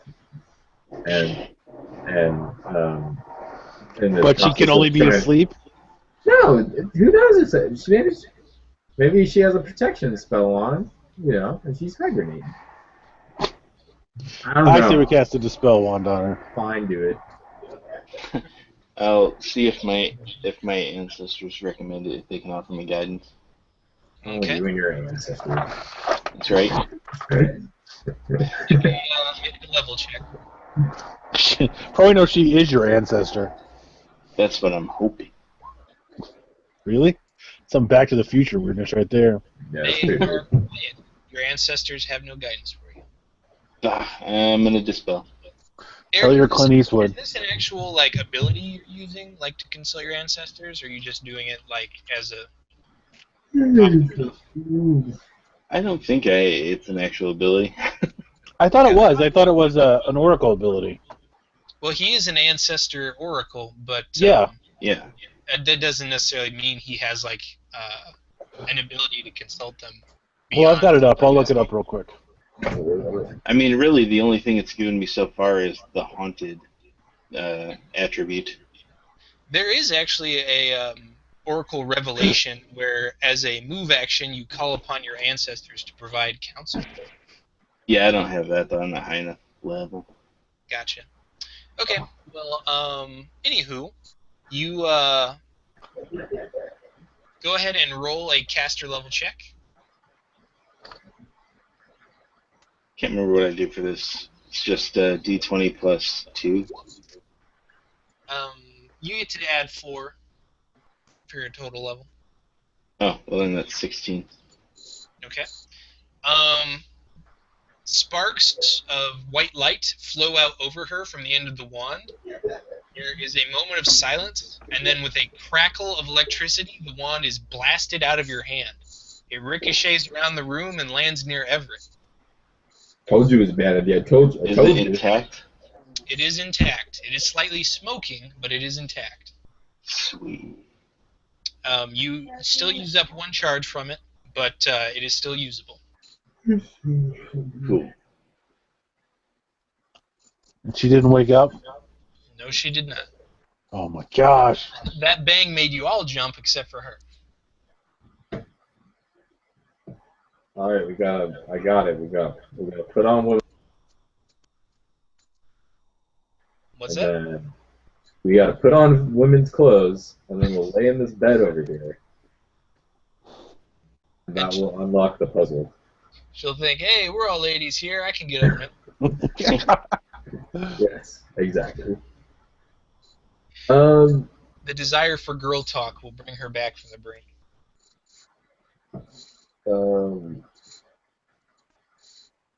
I don't know. Let's see what's in this other room. I mean, obviously we're at a bust here. Okay. I agree. Everett opens the door. Fucking zombies. Ta-da! Yeah, Oh, wow. Let's look in this chest. I'm gonna look in this chest. Okay. You find that unlike upstairs, these are full. However, they are simply full of simple peasant clothing. They are not finely made. They're simple linens. As far as the desert goes, you can probably find clothing of this quality even today. It's just little more than, work rags. Ian, would you make a perception check for me? Oh, well, I'm in the other room. Mm-hmm. Sorry I'm moving so much.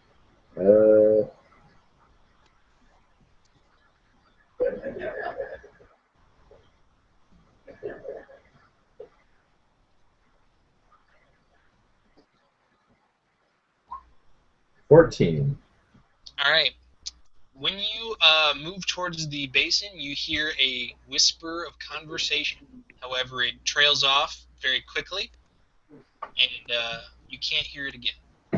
Guys, I hear something from this basin. I'm gonna, can I check the basin for magic? Go ahead.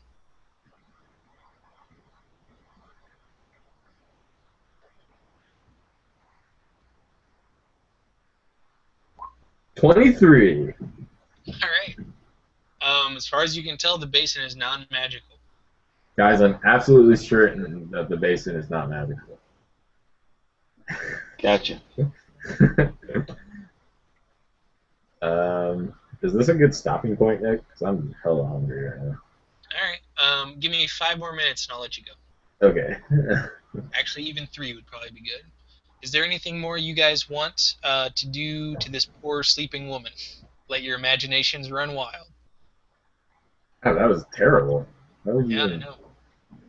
I know. No. I mean, if the dispel doesn't work. We checked this chest, right? Mm-hmm. It is full of peasant clothing. Eric's not. Well, maybe I should try to touch her and see what happens. Just jostle her. All right. Maybe something specific. You feel the same effect that Eric described, a cobweb-like resistance, and then no ability to wake her, even though you shake her. Maybe we have to break statues for her. I'm going to try just I don't know. Maybe the spell's centered on the bed. I'll try to drag her out of bed and see if it doesn't. All right. You drag her to the floor, and still, she does not awaken. Oh man, now I feel bad. Why? Nick, do you even have a icon for this character standing up? Were you even planning on this to ever happen? If you awaken her, I'll replace her with a more appropriate icon. I bet it's not possible. That he doesn't have. Because she was never supposed to be woken up. There are very few good sleeping people tokens. You might be surprised to learn. Um, Well, I'll put her back on the bed. All right. yeah, put it back up there.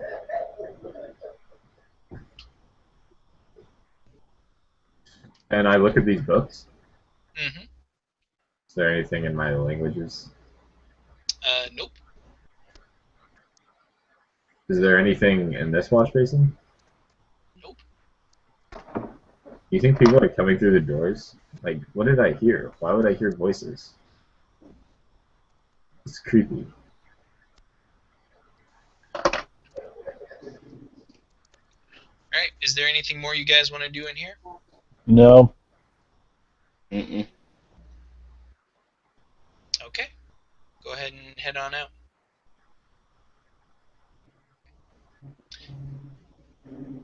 As you guys are passing these cupboards, you hear a rustle of movement from within the pile of sand. Uh-oh. This pile of sand? Right here.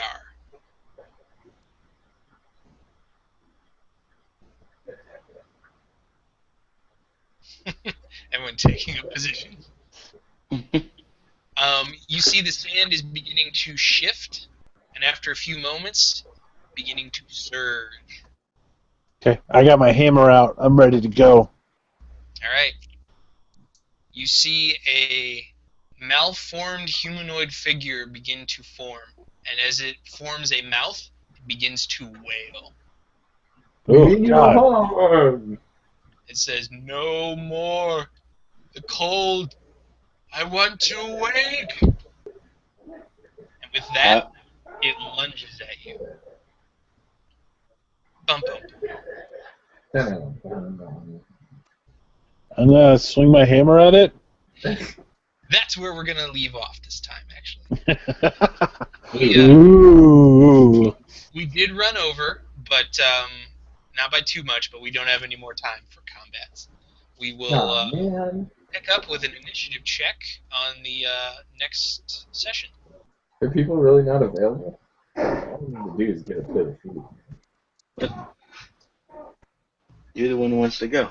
Yeah, I just need to eat, but Nick wouldn't let me go get food. It's downstairs. It's already cooked. I just need to put a brat in a bratwurst bun, put some potatoes on a plate, and eat it. But Nick was like, no, and that was like 30 minutes. I'm sorry! And it would have been warm then. Oh my god. Well, what do you guys want to do? We can continue after a brief recess if you like. I have no. I can. I got to get ready because I got to be at work in the morning. That's Fair. okay. Well, why don't we? I'm sorry for misleading you again. No, you're fine. I'm not actually mad. We'll go ahead and break here and pick it up next time. Okay. All right. I'll see you guys later. Alrighty. Thanks for participating. Thanks for the session, Nick. Yeah, it's fun. We'll post the link to this on your individual Facebooks so that you can listen and chagrin. Oh, Yeah, don't paste it on my page or anything. Alright, I won't post it publicly. That sounds good. Alright. Well, I will talk to you guys later. All right. I'll talk to you later. Peace. Later.